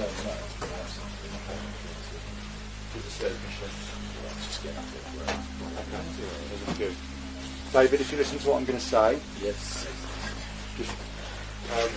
We're from Kent Police and we're investigating the murders of Wendy Nell and Caroline Pierce in 1987. Okay? As part of that investigation, you've been linked as a suspect, both geographically and forensically. Okay, if you listen to what my colleague's going to say to you. Right, David, you're under arrest on suspicion of the murders of Wendy Nell and Caroline Pierce in 1987. Do you understand? You do not have to say anything, but it may harm your defence if you do not mention, when questioned, something which will later lie in court. Anything you do say may be given in evidence.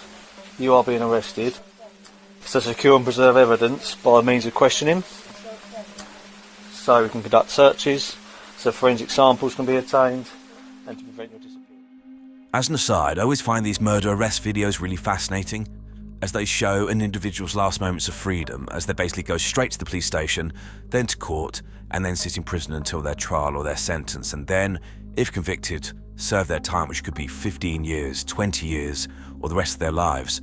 I wonder what Fuller was doing on his last day of freedom, what he had planned for the next day, and whether he knew that the walls had finally closed in around him. Anyway, as if the murder of 2 women was not egregious enough, police searched Fuller's property and found hard drives clearly hidden from view. What police would find on Fuller's hard drives was, in some ways, just as bad or even worse than the crimes they were arresting him for. It's important at this stage to outline a key detail about Fuller and his employment. Specifically, between 1989 and his arrest in 2020, he worked as a maintenance man in hospital, which gave him access to areas of the hospital usually out of bounds to most people, including the morgues. Fuller used this access to sexually abuse corpses and record these acts. Police found a complex filing system on Fuller's computer, where he had documented and catalogued his sickening denigration of these corpses. They found 800,000 images and 504 videos on one hard drive alone, and from this material, they were able to identify that he had sexually abused at least 102 dead bodies between 2008 and 2020, including just 2 days before his eventual arrest. The youngest corpse that Fuller violated was that of a 9-year-old girl, but he also engaged in sexual acts with the body of a 100-year-old woman. Videos were found of Fuller placing his genitals inside the mouths, anuses and vaginas of the dead bodies. He also used his tongue and fingers to penetrate them. He abused some corpses repeatedly over a number of days. Sometimes he sexually assaulted the bodies prior to their autopsies, sometimes afterwards. He abused the bodies of those who had passed away from natural causes, those who were killed in tragic accidents, and some that had taken their own lives. He also abused corpses of people from the same family. He abused bodies which were laid out ready for autopsy or for viewing by relatives, but others he removed from the fridges or took them out of body bags. He posed them and placed them in different positions to take photographs and videos. Fuller copied the mortuary records to identify the names of the corpses he violated and would catalogue these trophies, as well as searching for his victims on social media. This behaviour, as well as viewing the videos and photographs, was clearly a way for him to relive his sickening behaviour over and over again for his perverse sexual gratification. One of the bodies Fuller abused was that of 24-year-old Azra Kamal, who died tragically at night on the 16th of July 2020 when a car caught fire and she was trying to flee. However, in the darkness, she mistook a barrier as being that of the central reservation and instead did not realise that it was the outer edge of the carriageway, and she plummeted to her death. As if the distress of having your daughter taken away so cruelly and at such a young age was not bad enough, her mother, Nevres Kamal, had to be told by police that her daughter had been assaulted by Fuller on multiple occasions after her death. I'm about to play a video of part of an interview with Nevres about what happened to her daughter and how it affected her, which is distressing. However, I want to point out the bravery of this woman and her composure. If someone did this to my loved one, I'm not sure I'd be able to string a sentence together, let alone be so eloquent and strong. I had spent 2 wonderful hours in the mortuary, sleeping with her And that gave me some sort of comfort. Little did I know that my daughter had been violated prior to that day and in the evening of that day. So whilst I'm stroking my daughter's hair, sleeping on her hair, a man had crawled all over her skin, and there's me kissing and cuddling and saying my last goodbyes.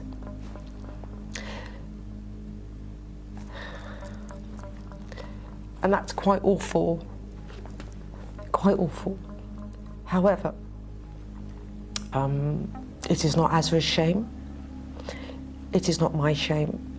Maybe some would just bury their heads in the sand and not want to know any more detail. But you've actively kind of sought out the facts. You've wanted to know how long. Yes. When did he come in? Yes. What access did he have? Yes. You've found all of that out already. Yes. And I tell you why, Jason, is that if you allow, for me personally, if you allow yourself to wonder what if, what happened, how could it have happened, how long, what did that person do, we spend a lot of time and energy creating confusion and pain in your mind. For me to have facts, I can focus on those facts and I can focus my energy on that. And I will never bury my head in any sand, and nor would have Azra. I've thought long and hard about this interview, and I know that Azra would be asking me, tell the story. So you do have the detail, and you do know the shocking thing seems to be that he had access for 20 minutes, half an hour. Well, I'll give you the details, Jason. The first time was 13 minutes, the second time was 15 minutes, and the day that I visited Azra and spent quality time, and my last time with Azra, was for 35 minutes. This first video shows the moment that Fuller confessed to his evil crimes during his police interview. Notice his cowardly demeanour compared to that of Nevrez, with him hunched over, barely making eye contact, and trying to avoid actually verbalising the horrific things he had done. The second clip is looking at an obvious question in this case, and that is how Fuller was able to get away with this for so long. Was it always in the evenings, David? Was it always evening time? Yes. Yeah. Okay. How we know that. I want to admit that I am admitting the offences, but I don't really want to go into detail. Yeah. Okay. We appreciate that. And what offences are you admitting, David? As you've just described to me. Okay. In terms of the sexual penetration of corpses? Okay. Do you know why you started? No. The second part to this, David, is the recording, isn't it? Of what's been happening. Okay? And we'll have to go through that in a little bit more detail, but just for now, David, alright? Just for now, alright? When that's been happening, okay? Alright? Have you been recording yourself doing those things? Recording yourself sexually penetrating the corpses? I admit that offences. Yeah? Okay. Did you record their names? Yes. Okay. Did you record their ages? Yes. Okay. Why did you record what was going on?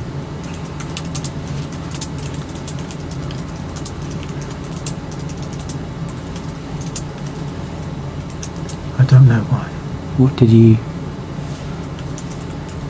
retain the recordings for? I don't know either. Okay. Was it for further sexual pleasure, David? You know, in the same way as somebody would keep pornography or things like that? Was it for further sexual pleasure? No. To understand this, Nevris asked the NHS Trust for a map of the mortuary. She learned that David Fuller had swipe card access because he sometimes did maintenance work there, and that he knew staff went home at 4 p.m. Porters might still visit the receiving area delivering bodies, but the same fridges had doors opening onto the post-mortem area, where Fuller committed his crimes. Here there was no CCTV until recently, and the fridge doors were unlocked. Fuller gained access through the utility rooms, but he still passed cameras en route and needed to swipe in. Despite the lack of CCTV cameras, I think the question still remains how someone did not notice what this man was doing. Reports state that he went into the mortuary on thousands of occasions. Surely someone must have been keeping a log of maintenance work in the building and question why, when there were no reported faults, he kept going in there. It also does not appear that his contact with the bodies was brief, so how did no one see him or catch him when he would spend significant time posing and abusing the bodies?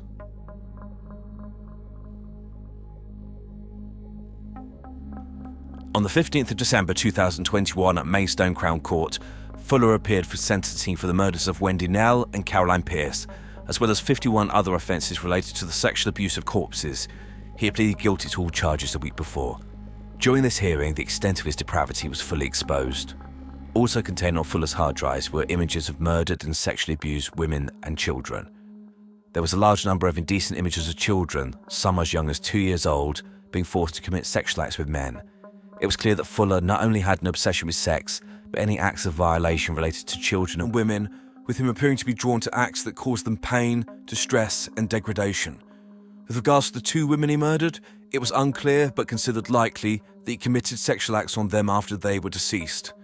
Fuller was then made subject to a whole life order, an extremely rare sentence in the UK, meaning that he will never be released from prison. He's currently incarcerated at HMP Frankland, a Category A prison which holds some of the worst and most dangerous offenders in the country. However, the story doesn't end there.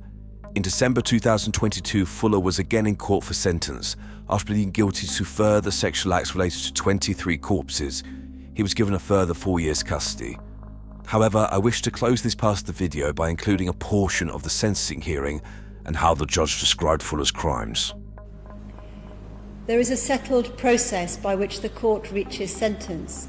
I must assess the degree of your responsibility, establish the harm caused, and consider aggravating and mitigating features. There is no sentencing guideline for sexual penetration of a corpse or for possessing extreme pornography. The maximum sentence for both offences is 2 years imprisonment. In my judgment, each of these offences was of high culpability, all of them the highest possible blameworthiness. The offences committed in the mortuaries involved an astonishing breach of trust and invasion of privacy, which was repeated so much that it became habitual. The dead bodies of women were used for your sexual gratification. Each was recorded, and some were further manipulated when reduced to digital images. The mortuary offences were also of the highest category of harm, as the impact statements the court has heard have testified. You have no regard for the dignity of the dead. Women who had recently died were attacked at a time when they were utterly alone and unable to resist or report your exploitation. As you well knew, those who cared for them were mourning their loss at the very time you were abusing them.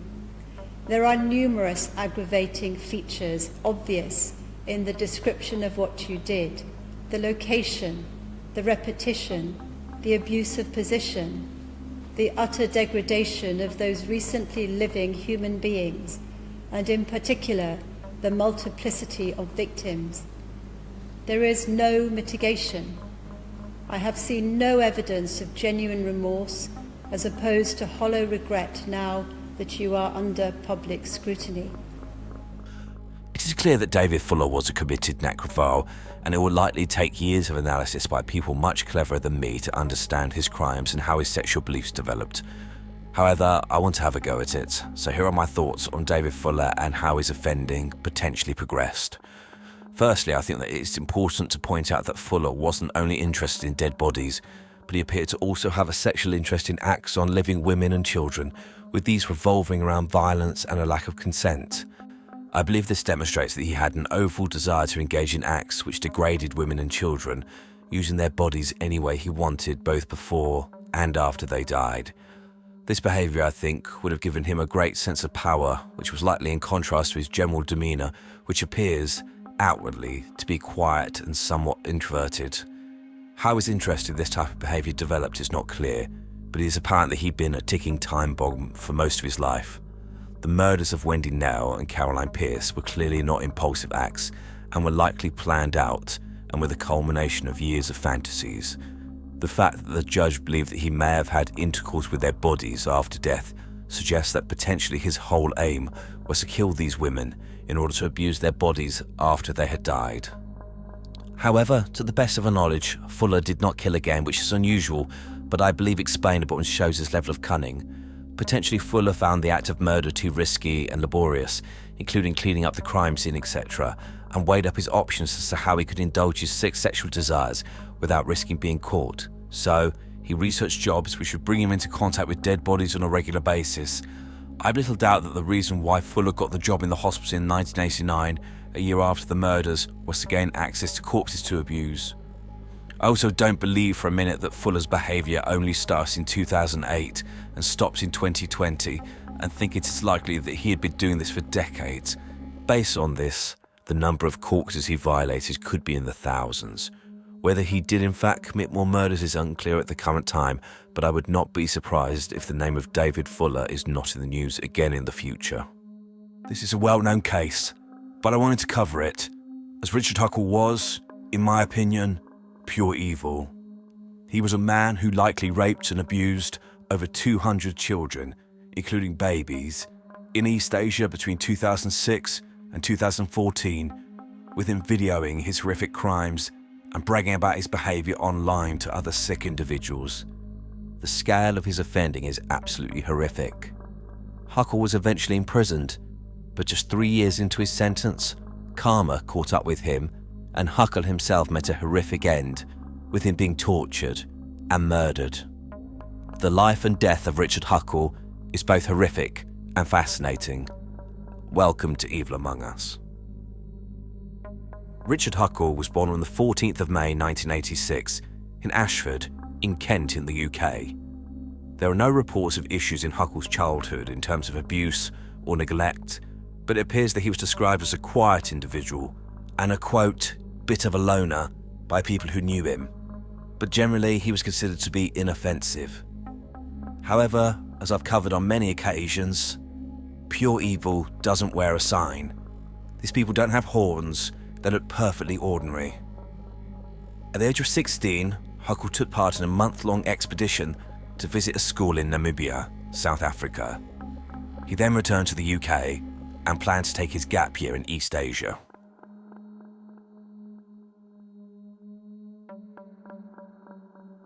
Huckle's first confirmed offences occurred during his gap year between 2005 and 2006, when he would have been between 19 and 20 years old. During this time, he travelled to East Asia and volunteered as a helper at orphanages and schools. In March 2006, Huckle kidnapped and raped 2 sisters, aged 4 and 6, while he was in Cambodia.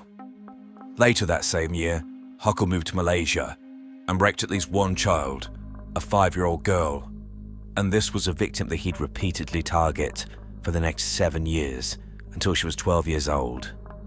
Huckle returned to Malaysia in 2007 and raped a 3-year-old girl.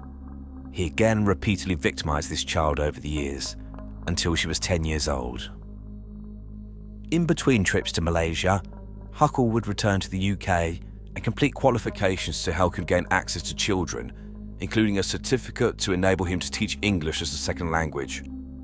Huckle also presented himself as a freelance photographer, so he could go freely to orphanages and schools, as well as impoverished communities, in order to, he claimed, raise awareness of the plight of the children and to promote the organisations that taught and housed them. Huckle would, over the years, switch between his different personas as the situation necessitated, in order to gain access to children. He would present himself as a photographer to gain access to orphanages, or claim he was an English teacher in order to gain access to children's schools, or to gain access to people's homes.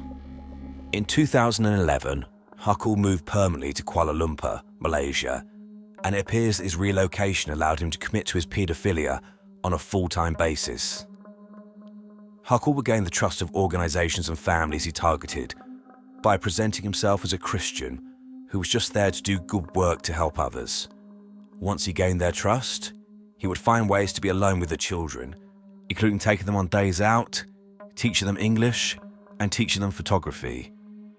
He would get some of his victims to introduce him to their child friends and would abuse multiple children in a single household. In 2013, Richard Huckle travelled to an orphanage in India, as shown by the picture here. There are no reports of him molesting any children at this orphanage. However, messages he posted online suggest otherwise. This will be returned to later. Huckle would score his abuse in a sickening ledger, where he would give himself points based on the age of the child and the seriousness of the sexual abuse. It was from this scorecard that investigators put his total number of victims between 2006 and 2014 at between 191 and in excess of 200 children. Huckle would film many of his assaults, including one where he raped a baby, estimated to be 6 months old, who was seen wearing a nappy in the video. Huckle would rape and abuse children anywhere between the ages of approximately 6 months up until 12 years old, although the majority of his victims appear to have been between 4 and 10 years old. As well as acts of sexual violence, Huckle would also film himself degrading his victims, including urinating on the children. Huckle would also get the children to pose for him so he could take indecent photographs. In total, 20,000 images and films of Huckle's abuse were recovered from his electronic devices, but this was only what authorities could access.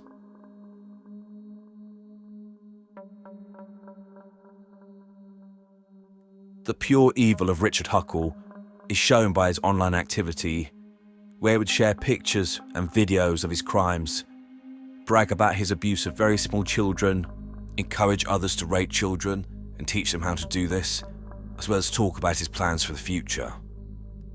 Huckle would make his sickening posts on an encrypted network called, quote, the Love Zone, where he would talk openly, with pride, about his offences. I'm going to go into a lot of detail about the messages he uploaded, so please be warned. This isn't a shock, this is just to illustrate how horrific this man's crimes were. Huckle bragged on this network, quote, impoverished kids are definitely much, much easier to seduce than middle-class Western kids. Huckle wrote that he had, quote, fallen in love with South Asia, and wrote, quote, I've gotten particularly close with one family, whom I've known about 6 years. I have sexual contact with 4 of the girls in that family, and though the family obviously does not approve it, they try to work around it, as they know I can be a potentially valuable asset to them in the future. Huckle stated he was going to try and marry one of these children when they turned 18, with him stating that this, quote, could strongly benefit me in that my partner is still quite young and I've known her since she was 7, and I can influence her young mind to mould her into the perfect wife. With regards to the future, Huckle stated, quote, my ambition once married would be for our family to be like foster carers for children, temporary or long-term. Huckle described how he would manipulate his wife into facilitating his offending, and that, quote, I would hope I would be able to pacify and influence her into not reporting me, as I would make it clear to her that she would lose her middle-class lifestyle if I got busted. He also said, quote, it's quite amazing to have stuck with the same child lover for so long, and I hope from the images you've seen, enjoyed watching her grow. It's not often in child porn you get to compare the bodies of a 5-year-old and a 12-year-old that are the same girl. I'm sure I'll have plenty more sex with her in the future. This appears to relate to the victim of the abuse for 7 years, starting in 2006. As I mentioned earlier, Huckle visited at least one orphanage in India, where he apparently did not molest any children, but the following message suggests otherwise, with him stating, quote, "If I was to transfer my skills learned from India and try to use them in the West, I wouldn't last a month before I found myself in a cell. My freedom relies on the hush mentality of the locals on this type of thing." Huckle would also encourage others to abuse children and offer to guide them in how to do this. Huckle criticised paedophile manuals created by others, i.e. a guide on how to abuse children, and he wrote his own, called, quote, "Paedophiles and Poverty, Child Lover Guide." In one part of this 60-page manual, he said, quote, "I'd hit the jackpot. A 3-year-old girl as loyal to me as my dog, and nobody seemed to care." He would circulate drafts of this manuscript to other paedophiles around the world. Huckle also tried to profit off his crimes by selling the videos of him raping children on a website called, quote, "Pedofunding," where he would try to exchange this material for Bitcoin. Police were able to determine at least one video that he tried to sell involved him raping a 3-year-old girl. Instead of reading out the last few messages, I'll put them on screen for you to read yourselves.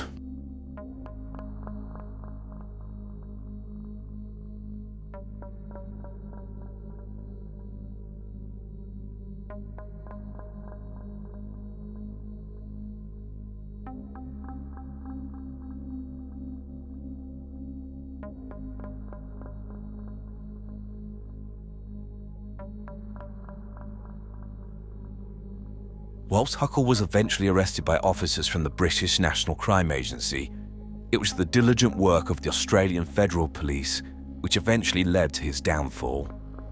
In June 2014, officers from the Australian force Argos were tasked with stopping so-called, quote, paedophilia tourism, and had uncovered an intrinsic world where Western paedophiles could help each other identify children to abuse and how to achieve this. By this time, the task force had honed in on an Australian care worker called Shannon McCool, who they believed was a key player in the love zone, acting as a site operator. When they arrested him, McCool was actually signed into the network, and officers jumped at this opportunity and took on his identity to infiltrate this group.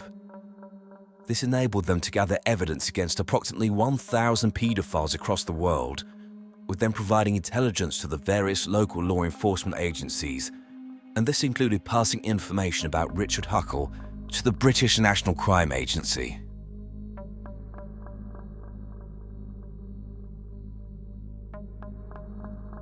On the 19th of December 2014, Huckle flew back to London Gatwick Airport from Malaysia, intending to spend Christmas with his family.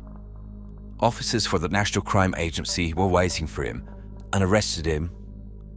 They questioned Huckle, that he was uncooperative. I don't have a video of the police interview, but given that he answered no comment to all questions, it probably wouldn't add very much. Huckle was bailed to stay at his parents' house, whilst the police made further inquiries, with them seizing his laptop for analysis. The next day, Huckle got drunk and was confronted by his parents. He then admitted to raping multiple children, some as young as 3 years old. To their credit, his family promptly kicked him out of the house and phoned the police, begging them to rearrest him and take him into custody, which they did, with him being held in prison until his court appearances.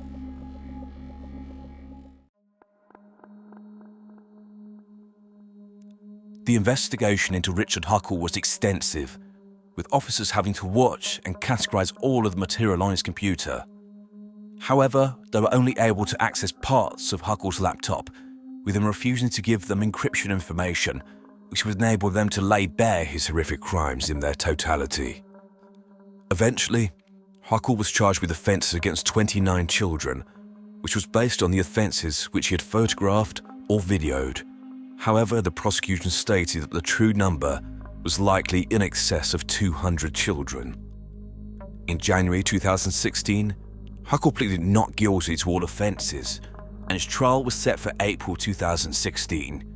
However, Huckle stated that he would plead guilty, but only if he was able to watch the material on his computer. I cannot see that this request was granted by the courts. Regardless, he eventually pleaded guilty to 71 offences, including multiple counts of rape of children under the age of 13, multiple counts of other types of sexual assault, including putting his fingers inside their genitals, possession and distribution of child pornography, and creation of child pornography.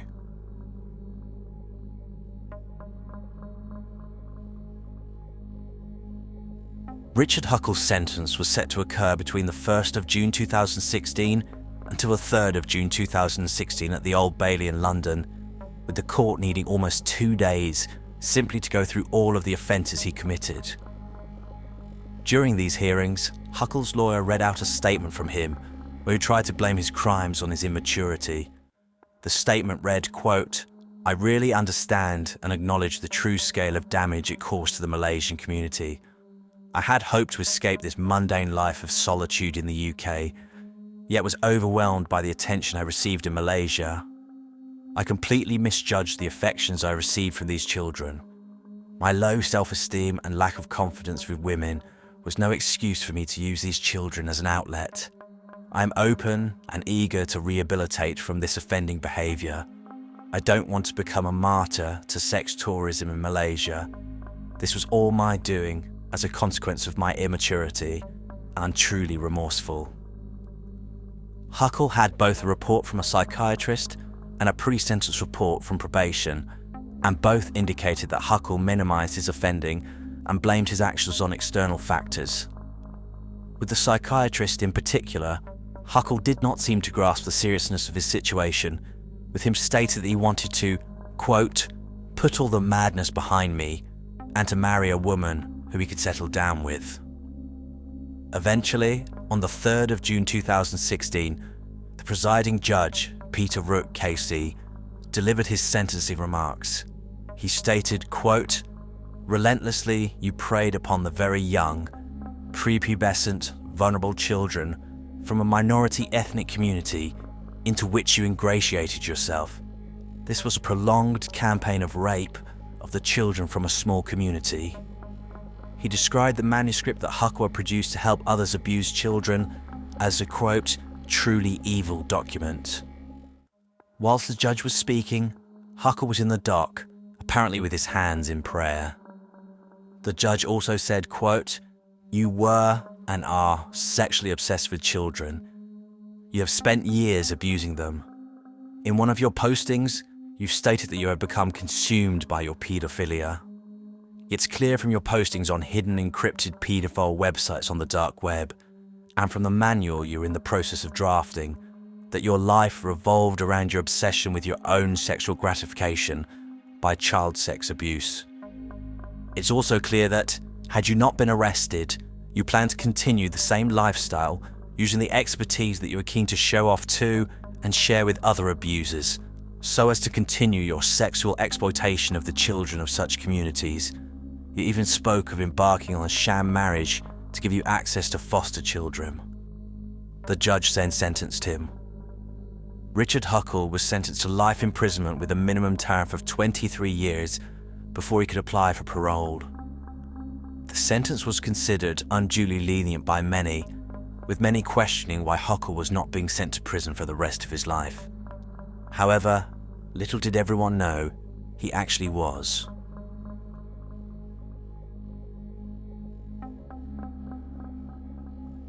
In October 2019, Richard Huckle was incarcerated at HMP Full Sussex in Yorkshire.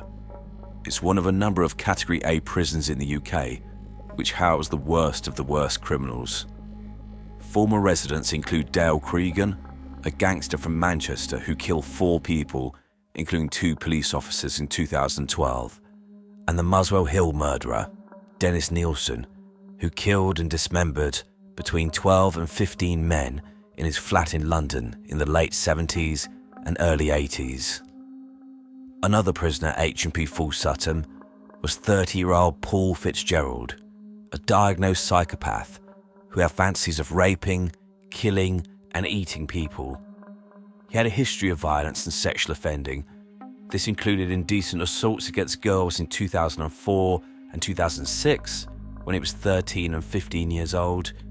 In 2008, he was convicted of ABH, as well as trying to commit a sexual offence, In 2016, when aged 25, he took a female prison officer hostage and threatened to stab her. Intelligence within the prison indicated that Fitzgerald would frequently walk around with a, quote, murder bag, which he would use to commit assaults. According to the reports I've read, Richard Huckle was on a vulnerable prisoner wing due to the nature of his offences, but also the fact that he'd been assaulted on several occasions since he was sent to prison. He was on the same prison wing as Fitzgerald, and between 10:30 a.m. and 11 a.m.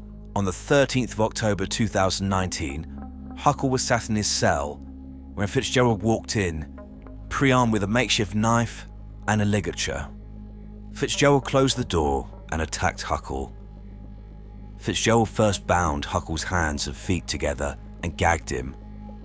Over the next hour and 15 minutes, Fitzgerald tortured Huckle, including punching him and smashing his head into the floor 6 or 7 times, resulting in serious head injuries and breaking his jaw. He then penetrated Huckle's anus with the handle of a kitchen spoon, perforating his rectum. Fitzgerald stabbed Huckle in the neck and forced his homemade knife up his nose with so much force that the blade penetrated into Huckle's brain to a depth of 3 inches. Huckle was also strangled by Fitzgerald, so hard that he damaged his own hands.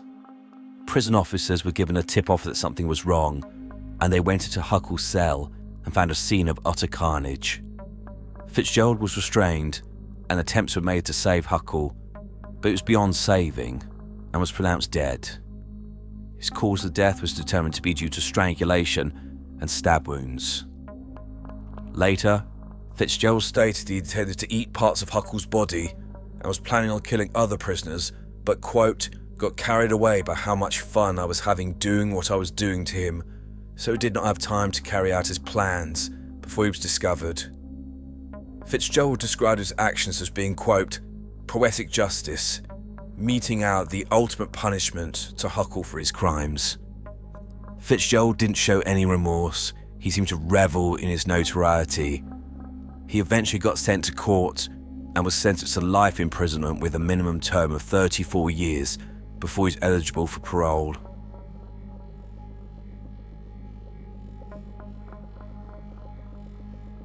So, that's the life, crimes and death of Richard Huckle.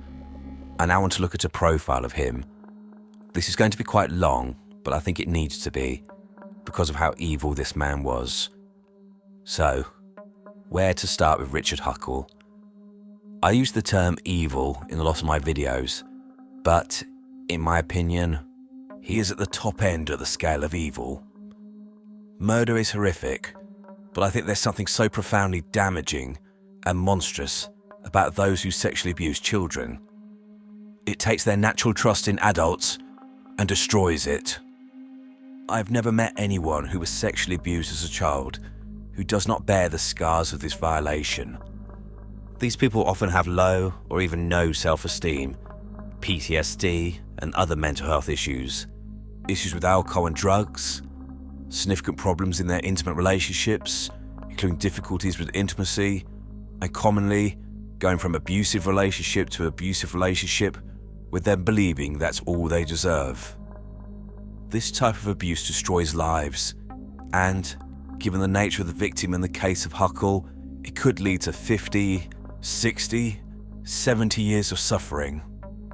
This is what Richard Huckle created for each and every one of the children, all to get his sick kicks and to gain the approval of other deviant predators he was connected to online. In terms of a little bit of a template, child sex offenders often have difficulties with their social skills, which means they struggle to form connections with people their own age, including intimate partnerships with adult women. They target children because the power disparity makes them feel better about their pathetic lives.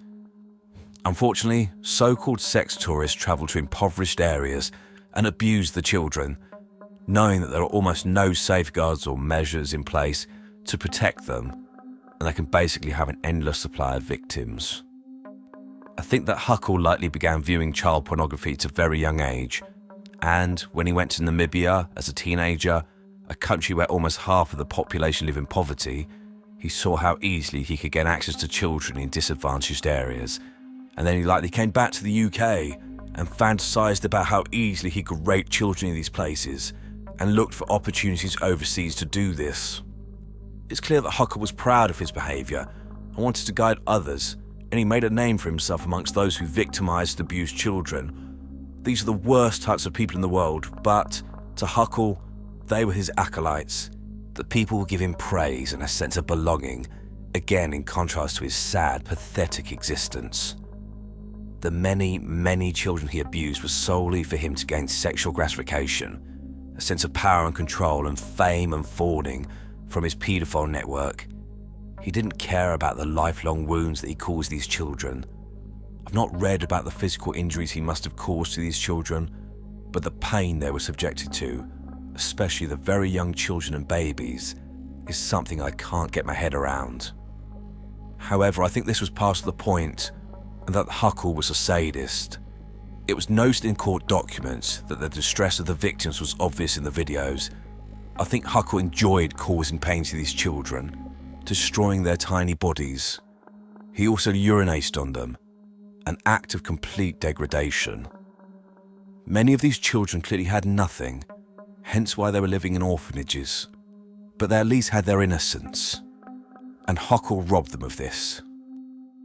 Richard Huckle was a remorseless, sick, twisted individual. He pleaded guilty, but wanted it on his terms, including watching the videos he made again, clearly trying to get his sick kicks in one last time before he was sent to prison forever. The thing that really makes me angry is his pathetic statements of remorse given in court. It's victim blaming 101. Blaming his immaturity and the attention of the children that he abused for his actions. So basically saying, these children were flirting with me, or even spoke to me, so how was I supposed to know they didn't want to have sex with me? I would have been curious to hear Huckle's explanation as to what signals or attention he got from a 3-year-old child or a 6-month-old baby, which made him think they wanted to have sex with him. Absolute bullshit. No remorse, just a callous, evil, psychopathic excuse for a man. And as for holding his hands in prayer whilst he was sentenced, how about praying for the lives you destroyed? I have covered and will cover some pretty evil people, but I'm not sure anything is going to top Richard Huckle. I, for one, don't shed a tear that he's now dead. On the 19th of September 2021, Derbyshire Police in the UK received the following horrific 999 call. Basically, I need the police and the ambulance now because I've killed 4 people. Okay, just hold the line. Bear with me. This was no joke.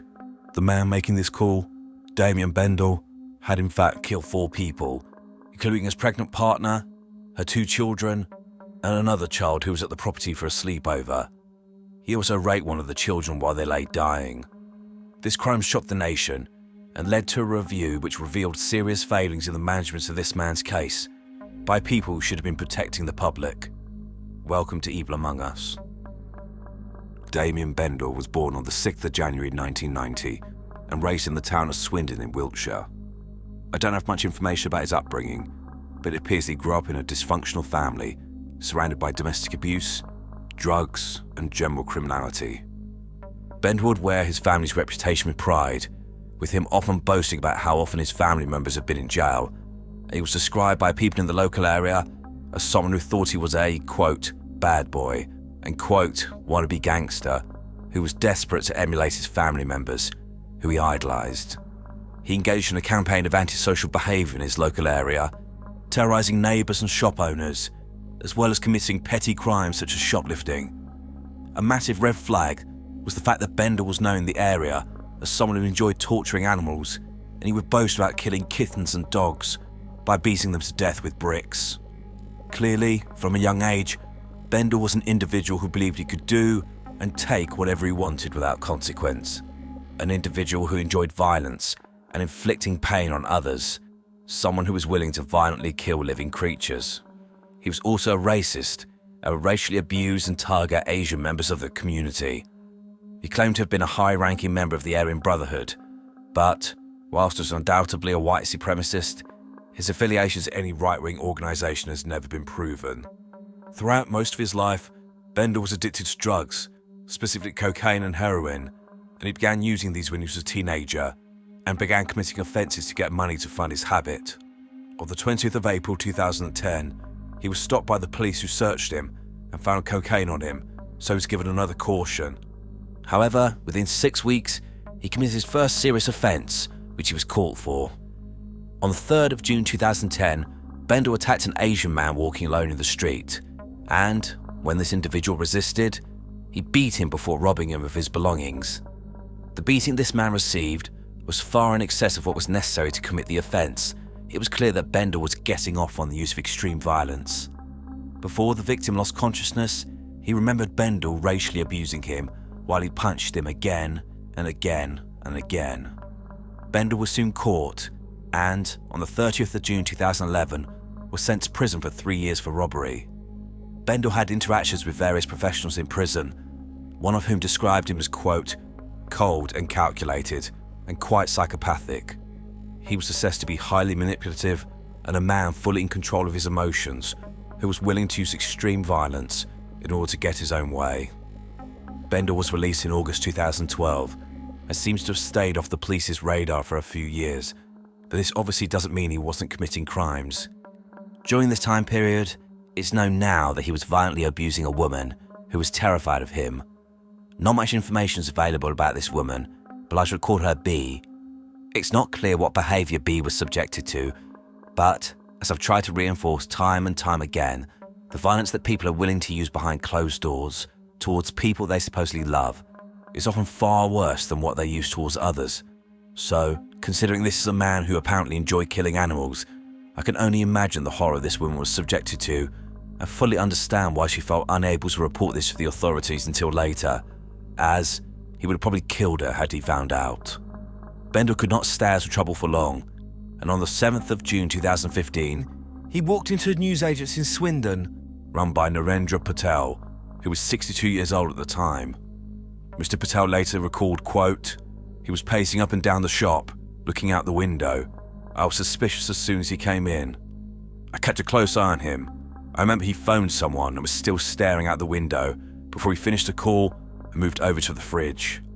He was lurking there for a while before deciding to buy some cold drinks. I put them into a bag for him, and then he went back to the window and made a second call. After finishing that second call, he came back to the counter and pulled up his sleeve and showed me a knife with a blade of about 7 inches. He said, "Give me your money and cigarettes," but I instinctively reached for the golf club I keep by the counter for protection. I grabbed it and tried to hit him over the head with it as he lunged towards me, but he ducked down just in time. I then ran around the counter and chased him out of the shop like the coward he is. He ran off. He was far too quick for me. A manhunt was started, but, likely feeling the heat and knowing he would be caught, Bendel handed himself in to the police.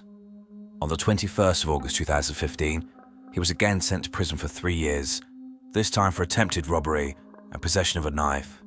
Bendel's violent behaviour was escalated significantly, and in early 2016 he was refused to transfer to another prison. He then spent the next few months plotting his revenge, and on the 10th of May 2016, he attacked a prison officer, beating them so severely they were knocked unconscious, and subsequently had to have surgery for their injuries and months of rehabilitation to regain full mobility. 2 other officers were also assaulted when they stepped in to try and save their colleague. Whilst Bendel was in prison, B had reached out to the probation service to warn them how dangerous he was and that she'd been victimised by him. She was clearly terrified that he would come back after her. These concerns would have been heightened when on the 31st of October 2018, Bendel was released from prison on licence, but he only lasted a matter of weeks before being recalled to prison for drinking to excess and not complying with the terms of his release. He was sent back to prison on the 28th of November 2018 and remained there for the rest of his sentence before being eventually released on the 9th of August 2019. Soon after this release, concerns were reported about risks towards young girls.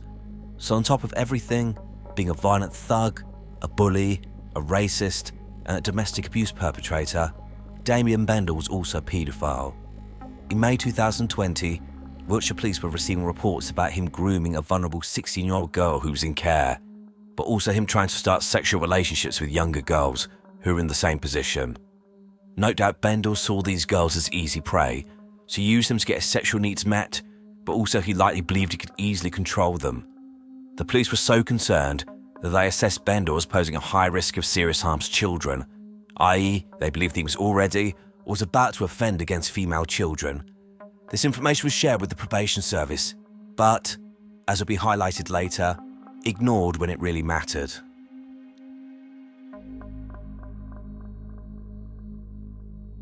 The real danger of psychopaths like Damien Bendel is their ability to charm and manipulate.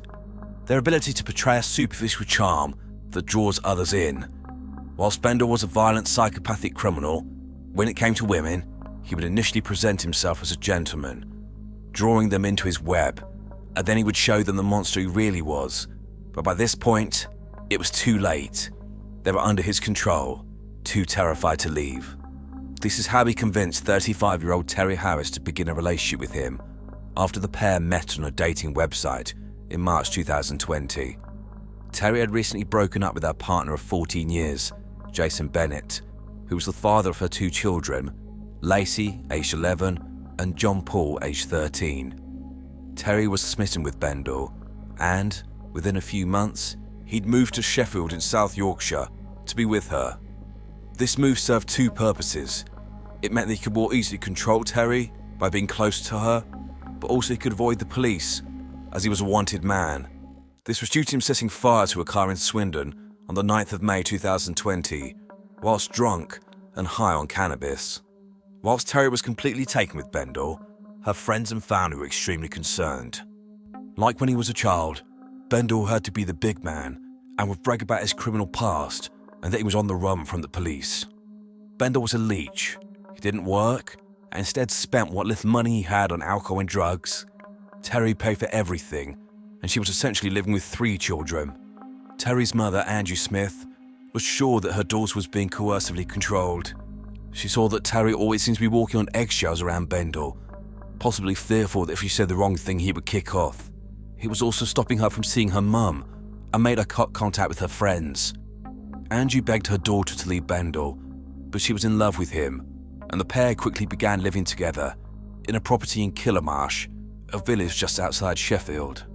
Terry became pregnant early in the relationship and was ecstatic. However, Bendel twisted this happy occasion into fueling his paranoia that she'd been cheating on him with another man, and neighbours heard him interrogating her about this. As I've mentioned in many of my videos, sexual jealousy is an extremely worrying sign in their relationship and often shows the extremely paranoid and irrational behaviour of a perpetrator, with them being convinced their partner will cheat on them and leave them without any evidence, so they'll control them in order to make sure this doesn't happen. With a roof over his head and money in his pocket, Bendel could indulge his addictions to drink and drugs, and when he ran out of money, he would sell items in the house. Everything was about Bendel's needs and wants, and he expected others to cater to them while he sat around high and pissed, contributing nothing to the house or society, which was basically a template for his whole life. In May 2021, the police finally caught up with Bendel, and he was arrested for the arson in Wiltshire the year before and was taken to court.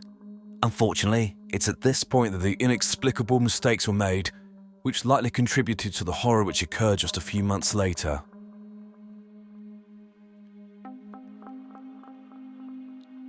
In both the US and the UK, and likely courts across the world, it's common for a report to be prepared by probation to assist in sentencing. In America, I believe this is called a pre-sentence investigation. In the UK, it's simply called a pre-sentence report. In the UK, this document basically contains the probation officer's analysis of the offence itself, but in a wider context, is to assess the risk of the individual by taking into account various factors, including previous criminal history, level of remorse, motivation to change, etc. This document should be a thorough breakdown of the individual, taking information from various sources, for example police intelligence, and giving the court an indication of whether this person is safe to be in the community and could be supervised by probation, or whether they need to be sent to prison to protect the public. Unfortunately, the probation officer who wrote the report did not do their job. They appear to have based their observations and conclusions solely on what Bendel said, a charming but dangerous psychopath. He made statements about wanting to change and how, this time, he would comply with the rules. The officer made no inquiries with anyone or checked his long criminal history. If they had, they would have seen his history of violent behaviour, both in and out of prison, warning flags everywhere about his behaviour towards partners, and concerns about his risk towards children. Due to this lack of diligence, they told the court that in their assessment, Damien Bendel posed a low risk of serious harm to partners and to children, i.e. no risk at all. They also recommended that Bendel not go to prison and instead be subject to a curfew at the property he was living in with Terry Harris. So basically he needed to wear an ankle bracelet, which meant that he could not leave the house between certain hours, usually overnight, and this is seen as a punishment as it restricts a person's liberty. I'm not sure what the thinking is in America, but in the UK, curfewing a domestic abuse perpetrator to an address with a partner, let alone a pregnant partner, is potentially extremely dangerous. It basically means that perpetrators are forced to be in the property with their victim for as long as the curfew is in place. Being in the home for more time often leads to more conflict and increases the chance of an incident occurring. In addition, checks should have been done with the homeowner to see whether they wanted the person there. Terry was not contacted and asked her opinion. We will never know what would have happened had the report been different. The judge may have still decided not to send Bendel to prison, but the information presented to them was so off the mark as to be negligent. So, on the 9th of June 2021, Damien Bendel was sentenced to a suspended prison sentence and a curfew, and he went back to the property with Terry and the children. Only 3 months later, their address would be the site of a horrific act of pure evil.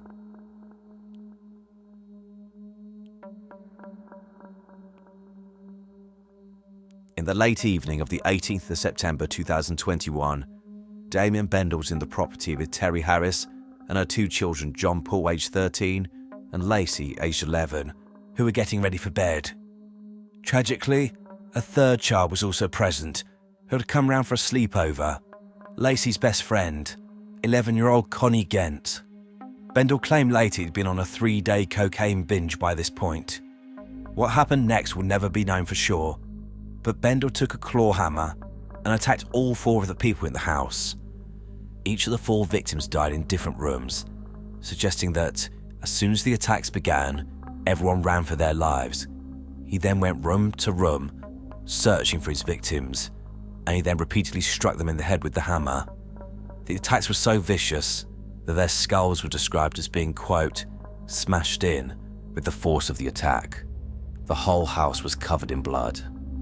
What Bendel did next is almost beyond belief, but after beating 11-year-old Lacey almost to death, he took her into the bedroom with the body of her dead or dying pregnant mother and raped her.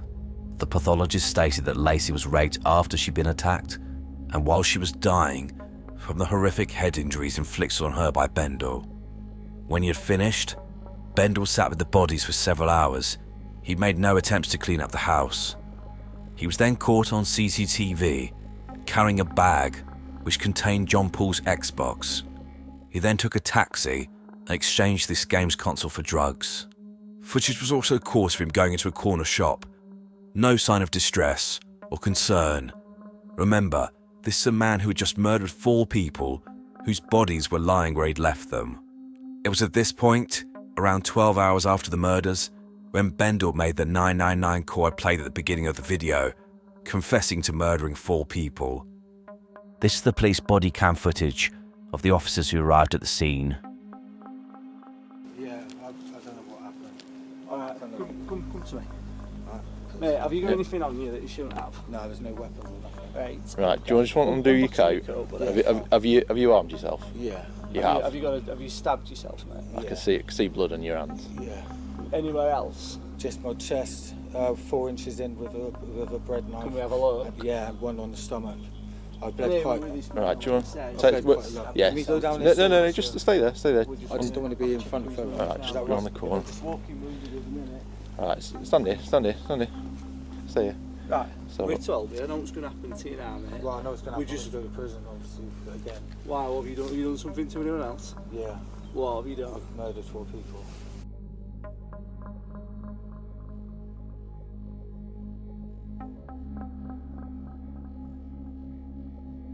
He's been calm and compliant, but he's got some stab wounds to his chest. They're not oozing blood, but he's saying that his family are inside and that he believes he has murdered them.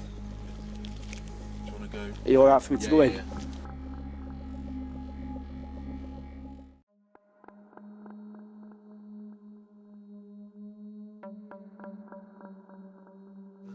Damien, at 07:47 hours, I'm arresting you on suspicion of murder. You don't have to say anything, but it may harm your defence. Do not mention when questioned something you later rely on in court. Anything you do say may be given in evidence. Your arrest is necessary to protect you from harm, to prevent your disappearance, for a prompt and effective investigation. Okay? We're going to get you up, we're going to put you in the back of the van. Stand up. I want to raise a couple of things. Firstly, him stating, almost with an air of contempt, that he's going back to prison again, as though this is somehow unreasonable. Also, his half-baked attempt to end his own life. No doubt everything about this situation was about control. He called the police so he could control the narrative. He harmed himself to make himself look like a man who was so horrified by what he'd done that he tried to end his own life. This was ignoring the fact that it would later be easily proved that he was so distressed that he didn't call the police or an ambulance and instead went out to score drugs by selling the possessions of a child he'd just murdered. Bendel was all ready with his defence, telling the officers, quote, "The whole house is covered in claret. I used a hammer. I didn't realise what I'd done." He also reinforced them that he'd been on a drug bender for the last few days. I was so high, he couldn't remember a thing. However, this callous, evil monster couldn't help but brag about his crimes, saying to the officers, quote, "I bet you don't get 4 murders in Killamarsh, do you?" As though the police would somehow be excited they were in the presence of a celebrity, and should be somehow in awe of the coward who ended the lives of children. There was no dispute about who had committed the offences, and Damien Bendel was charged with 4 counts of murder, as well as 1 count of rape, and was remanded into custody to await his fate.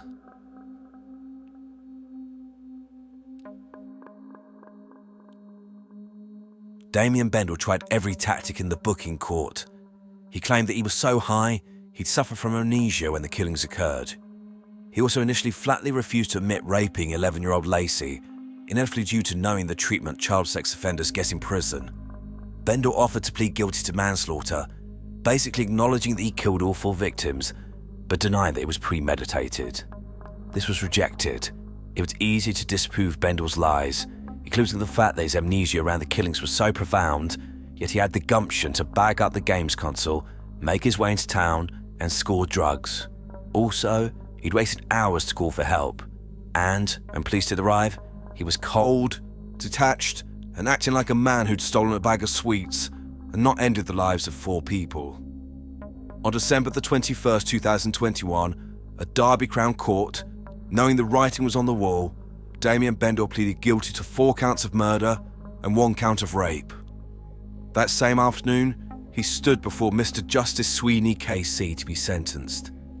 As a last-ditch attempt to gain sympathy, through his barrister, Bendel claimed that he was now remorseful for his actions. The judge was having none of it.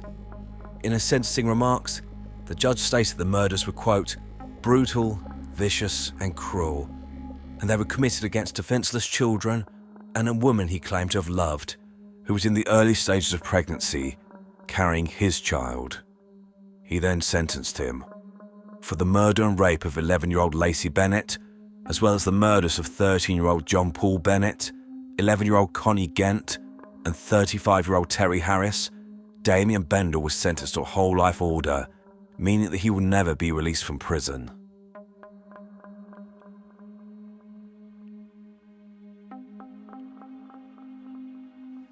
The agony the families of the victims suffered is beyond description. Angie Smith, Terry's mother, spoke about the utter devastation from losing not only her daughter, her only child, but also her grandchildren. She said, quote, "Since then, My life had been one purely of existence. I would try and put across some of my feelings and how much of a void this senseless crime has had on my life. Some days, I question the meaning of existence. He has taken everything from me, and I wish he had taken my life, not theirs. I struggle to explain to my elderly parents what happened. I don't know myself, but I must accept I may never know, as the only person who knows is Bendel. Terry was my only child. I'll never have any other children or grandchildren. They are the most precious things in my life. I'll give anything to be able to spend a moment with them. She also spoke about sitting in the mortuary, between the bodies of her murdered family, in total disbelief to the horror she was experiencing.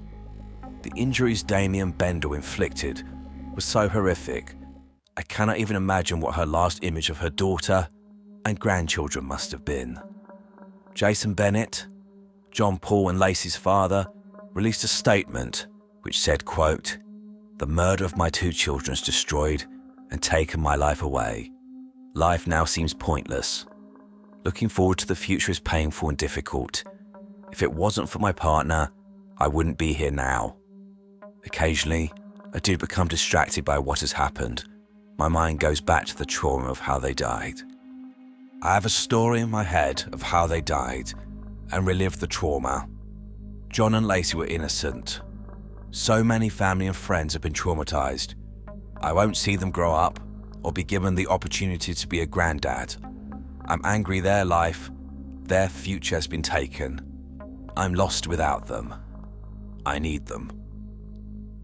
Just 9 days after his little girl was murdered, Charlie Gent, father of little Connie, agreed to be interviewed as he wanted to share an important message, which I think needs to be shared with all of you. Connie had the ability to always make me smile. She was like my best friend. There are no words. I'm gonna miss my baby girl. It is just 9 days since Charlie Gent was told his 11-year-old daughter Connie was one of 4 people who'd been killed during a sleepover at her best friend's house. Connie was one of the nicest girls you'll ever meet, I suppose. She was special. She could have been anything she wanted to be. I'd rather it be me than her. Yeah, she got a whole life out of it. Charlie had been told just a few hours after Connie's body was discovered at the house in Killarmarsh in Derbyshire last week. Since I found out, it doesn't even feel real. I wake up every morning and hope. Yeah, it's all been a bad nightmare, but yeah, it hasn't. Connie's best friend Lacey Bennett was also killed that night. They'd spent their last day setting up a sweet stall to raise money for charity. They would often sleep over together, not something her father ever worried about. The last thing you think of, innit, when, like, your daughter's sleeping out, they're having a good time, aren't they, not? A million ways round, you could try and change it or change the events leading up to it, place blame everywhere you want, but I don't know, it'll eat you alive, I think, in the end, won't it? Charlie says he wants people to know about the fun times he had with the daughter he's lost and wanted to be interviewed to urge parents to value their time with their kids. He never knew his most recent day with Connie would be their last. Anything you remember about that day? Yeah, just how good she felt to hold. And how safe she made me feel. He says he can now only treasure the memory of every day they spent together.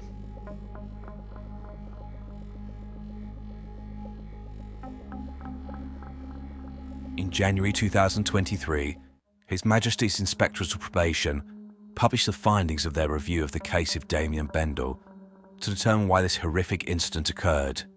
It's a scathing document and lays the blame squarely on the shoulders of probation, and in particular, the appalling report written by one probation officer for Bendel's sentencing for arson just a few months before the murders.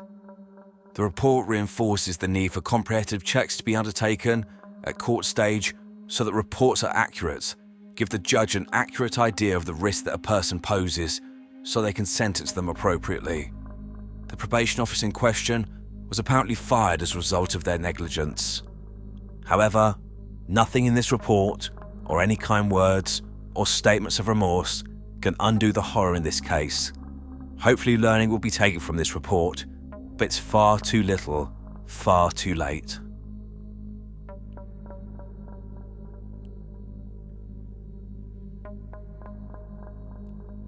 I want to reiterate support services for those experiencing domestic abuse, given that this is a horrific example of the seriousness of this type of offending. Within approximately 18 months of first meeting Terry Harris, Damien Bendel had murdered her and both of her children. I want to add a few more numbers for support more regionally in the UK. So, if you're experiencing domestic abuse and need advice and support in England, you can call Refuge's National Domestic Abuse Helpline on 0808 2000 24/7. In Northern Ireland, call the Domestic and Sexual Abuse Helpline on 0808 802 1414. In Scotland, call the Domestic Abuse and Forced Marriage Helpline on 0800 027 1234. And in Wales, call Live Fear Free on 0808 80 10 800. If you're in the US, call the National Domestic Violence Hotline on 1-800-799-SAFE. You can also get additional support from the website for each of these organisations, and all the contact information will be in the description box. Also, I need to mention Clare's Law, which is a way for people to access information from the police if they're concerned that they or a loved one are in a relationship with a domestic abuser. The point of this scheme is to enable people to find out about the history of these men. It's named after a woman called Claire Wood, who, aged just 36, was murdered in February 2009 by her ex-boyfriend, George Appleton, who then killed himself a few days later. Appleton had a history of violently abusing his partners and was known to the police as being an extremely dangerous man. The scheme is officially known as the Domestic Violence Disclosure Scheme in England and Wales, and in Scotland, it's known as the Disclosure Scheme for Domestic Abuse. In Northern Ireland, it's called the Domestic Violence and Abuse Disclosure Scheme. For each force area, they have a form you can fill out on their website. So, for example, if you type in Clare's Law Essex Police, you get taken to this website. You then add your postcode to make sure you're communicating with the right force, and then you're given options of how you want to gain a disclosure, either online or in person. Most forces will look to give you information within 28 days. My personal preference would be to go into a police station and ask them about the scheme. Then, you can fill in the forms in a place of safety. You won't be handed a huge file. The scheme doesn't allow you to get all information. It's about proportionality. Someone will determine what they think you need to know. I know that doesn't sound great, but if there's information to suggest that you or someone else is in danger, you will be told.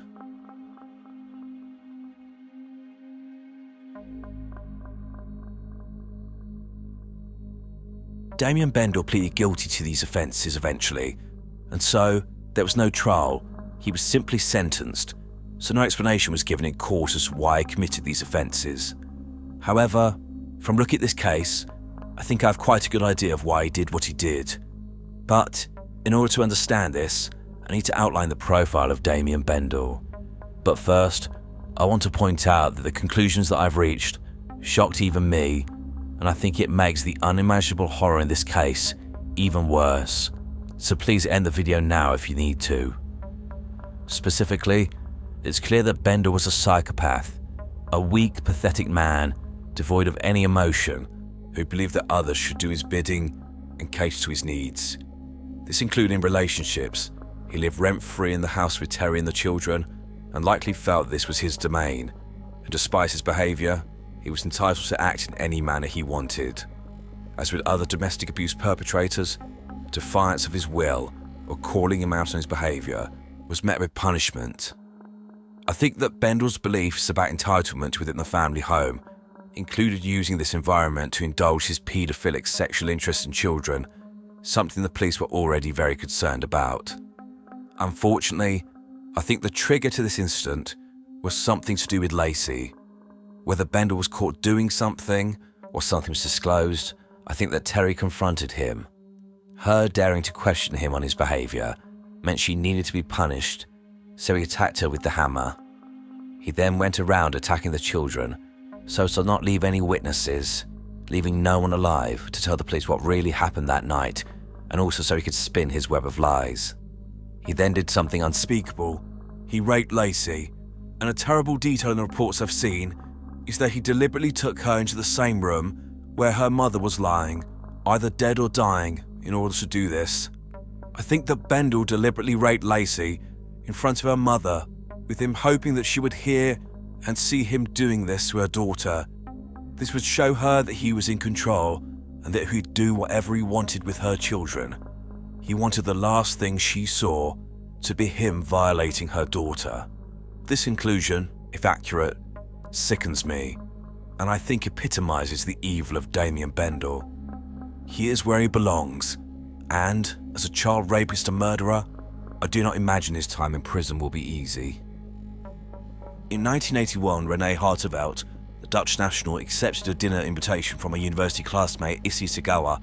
It would be a fatal mistake, as Sagawa had, by this point, decided he wanted to kill, have sex with, and eat René, in that order, and this is exactly what he did. However, as if this is not bad enough, Sagawa faced no punishment and became a minor celebrity in Japan, making money from what he had done, which he freely confessed to. Welcome to Evil Among Us. Issy Sagawa was born on the 26th of April 1949 in Kobe, Japan, to wealthy parents.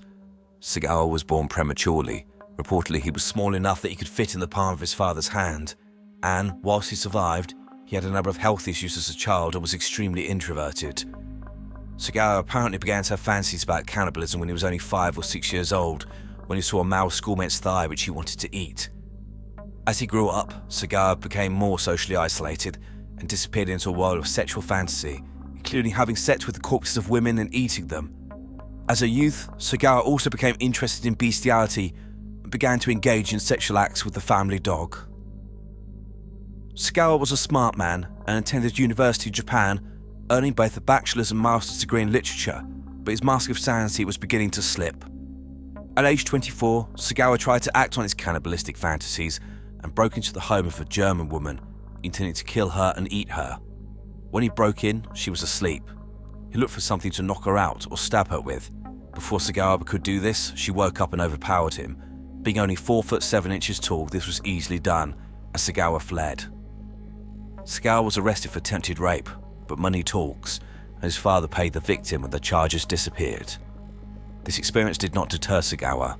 Instead, he realized that he would need to refine his methods if he was going to achieve his ultimate goal of killing and eating a woman. In 1977, Sagawa relocated to Paris, France, to pursue his PhD. While there, he solicited prostitutes and brought them to his home with the intent to shoot and cannibalize them, but he said he was never able to pull the trigger. However, in 1981, Sagawa became obsessed with a classmate, René Hartevelt, a tall, beautiful Dutch woman whom he was instantly attracted to. According to Sagawa, René liked his obvious intelligence, and he wrote her letters and invited her to concerts and exhibits. He was small and walked with a limp, yet she often went with him and seemed to want to spend time with him.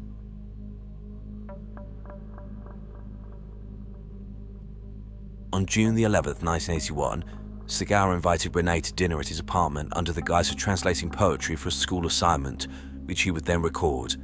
By this point, he'd apparently already decided to eat her in order to, quote, absorb her energy.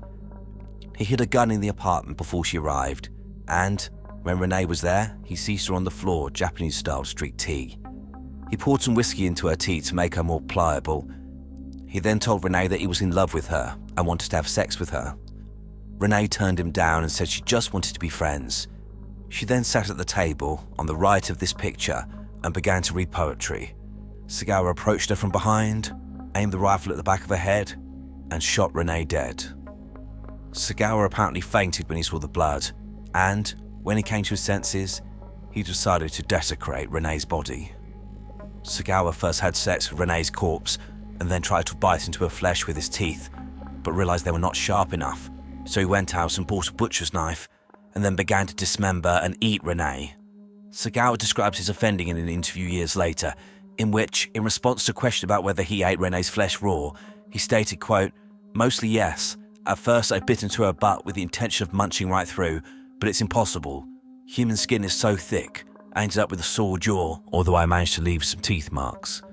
I ended up swallowing the clitoris and some pubes without chewing on it because she had her period then and the smell was just horrendous. But it was the first moment that I actually felt a sort of sexual pleasure in eating her, as if my inner body was on fire. Also, you know how beef or whale meat has a sort of beastly smell to it? Human meat is odorless. I actually believe that human meat is the tastiest of all meats. It doesn't have any of that gamey animal smell. When I ate some more a couple of days later, just before I got arrested, the meat had become sweeter and it tasted great. The meat on the soles of the feet smelled bad though, and didn't taste very nice. The neck was the best. The meat tastes more delicate as you move up the body, especially above the torso. Her tongue was delicious as well. I took it out of her mouth and chewed on it raw. Neither the neck nor the tongue has much meat on it though, so if you really want to feast, you should eat the thighs. Sagawa removed one of Renee's breasts, fried and tried to eat it. He also cut off and ate parts of her face, buttocks, feet, thighs and neck, either raw or cooked. Other parts of her he kept in the fridge for consuming later. He also apparently used one of her hands to masturbate himself and slept with what remained of her corpse. However, by day 2, the body had started to decompose and Sagawa realised he had to get rid of Renee. What was left of her body he further dismembered, including chopping off her head, partly to obtain more flesh to store, but also to fit her remains in 2 suitcases which he had bought. Sagawa had decided to dump the suitcase in a lake in the Bois de Boulogne, a large park in Paris. However, when he got there, he had trouble locating the suitcase and was seen by witnesses, which meant that he fled and simply left the cases on the grass. The witnesses approached and saw a human hand protruding from one of the suitcases and called the police. When they opened the suitcases, they saw parts of a human body sticking out of some sheets used to wrap something bloody. This is a picture of one of the suitcases and its concealed contents. The suitcases contain Renee's dismembered body, cut into at least 6 pieces. Due to Sagawa's distinctive appearance, it did not take the police long to find him and arrest him, and in the 4 days between the dumping of the body and his apprehension, Sagawa continued to eat parts of Renee's body. When the police searched the property, they found his fridge filled with parts of her flesh, which he was intending to eat at a later date.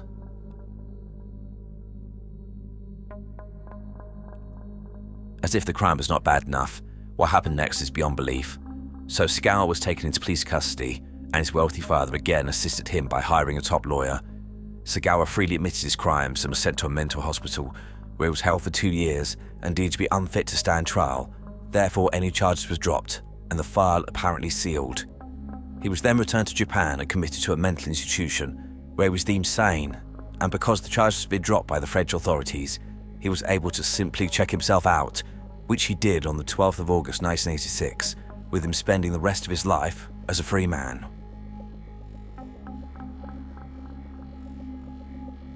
Trust me, it gets worse. So instead of being shunned by society, Sagawa became a minor celebrity in Japan. He even became a food critic, and no, I'm not joking. Sagawa was only too happy to tell people about his crimes on television talk shows.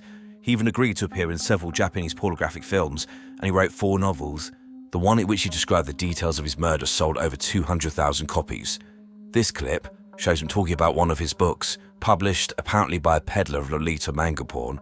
What's really messed up about this clip is that the cartoon head he's holding is clearly that of Renee. I've seen a picture of the severed head, which I would not advise, and he's clearly gone to great pains to make sure that her truly horrific facial expression is captured accurately. Sagawa also wrote a weekly column for a tabloid publication, edited an anthology of cannibal fantasies, and was featured on the cover of a Japanese gourmet magazine. Sagawa revelled in his crimes and showed no remorse.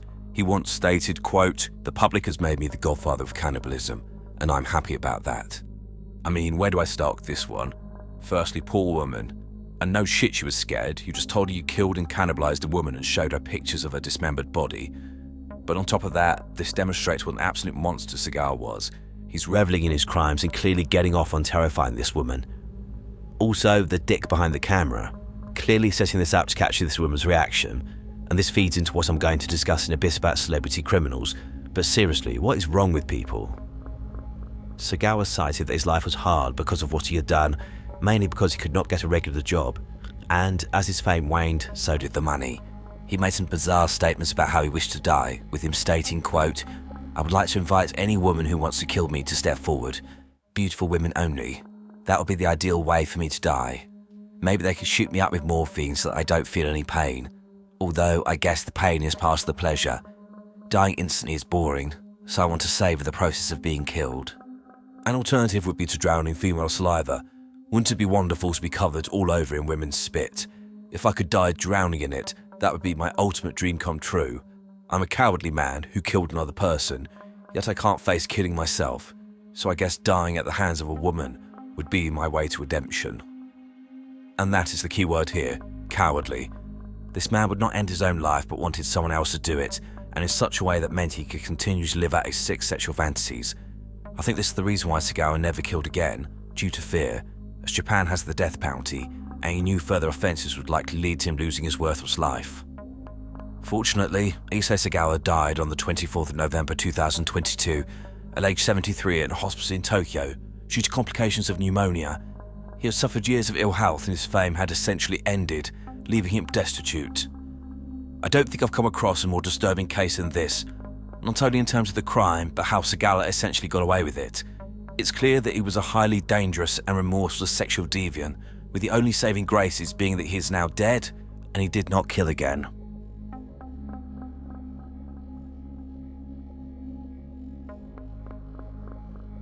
Rather than talking about the profile of Issei Sagawa specifically, I want to raise another part of this case which really angers me, and that's the fact that he became a celebrity due to his crimes. I cannot imagine what Rene's family must have felt, knowing not only that their daughter had been butchered, but the man who did it was free and making money off what he did. This reminds me of scenes of the trials of Ted Bundy and Richard Ramirez, where women would flock to see them, as well as writing them sexually explicit letters. I also can't imagine what it must have been like for the families of the many, many victims of these men whose lives have been utterly destroyed, seeing a gaggle of women sat there, fluttering their eyelids at these ruthless killers whilst making kissy faces. It just beggars belief, given the fact that, if they could, both men would have probably raped and murdered these women. So there seem to be two parts to this behaviour. Firstly, there's actually a condition where people can have a sexual arousal to dangerous situations or dangerous people called hybriskophilia, so this seems to account for some of this attention. However, others have said it's part of our wider obsession with celebrities, with us being obsessed with the life of others and their fame, even if it's actually infamy. With killers, it may be that the draw is the fact these people have broken social norms and done something so horrific that our attention is drawn to them. A bit like when you see an accident on the motorway, you can't help but slow down and have a look. In the case of Sagawa, I think that making him a food critic was a way to shock people so they would buy more papers or magazines, and the dick that was filming the interaction between the porn star and Sagawa likely went bragging about the fact that he had filmed the awful interaction between her and the Kobe cannibal. So it's a case of, yeah, so he killed an 80 woman, but he can make me rich and famous. Ultimately, the person who should be focused on and remembered in this case is Renee, a beautiful young woman whose life was ended horrifically by a pathetic excuse for a man who, if there's any justice, is suffering some torment somewhere from which he will get no rest and there will be no end.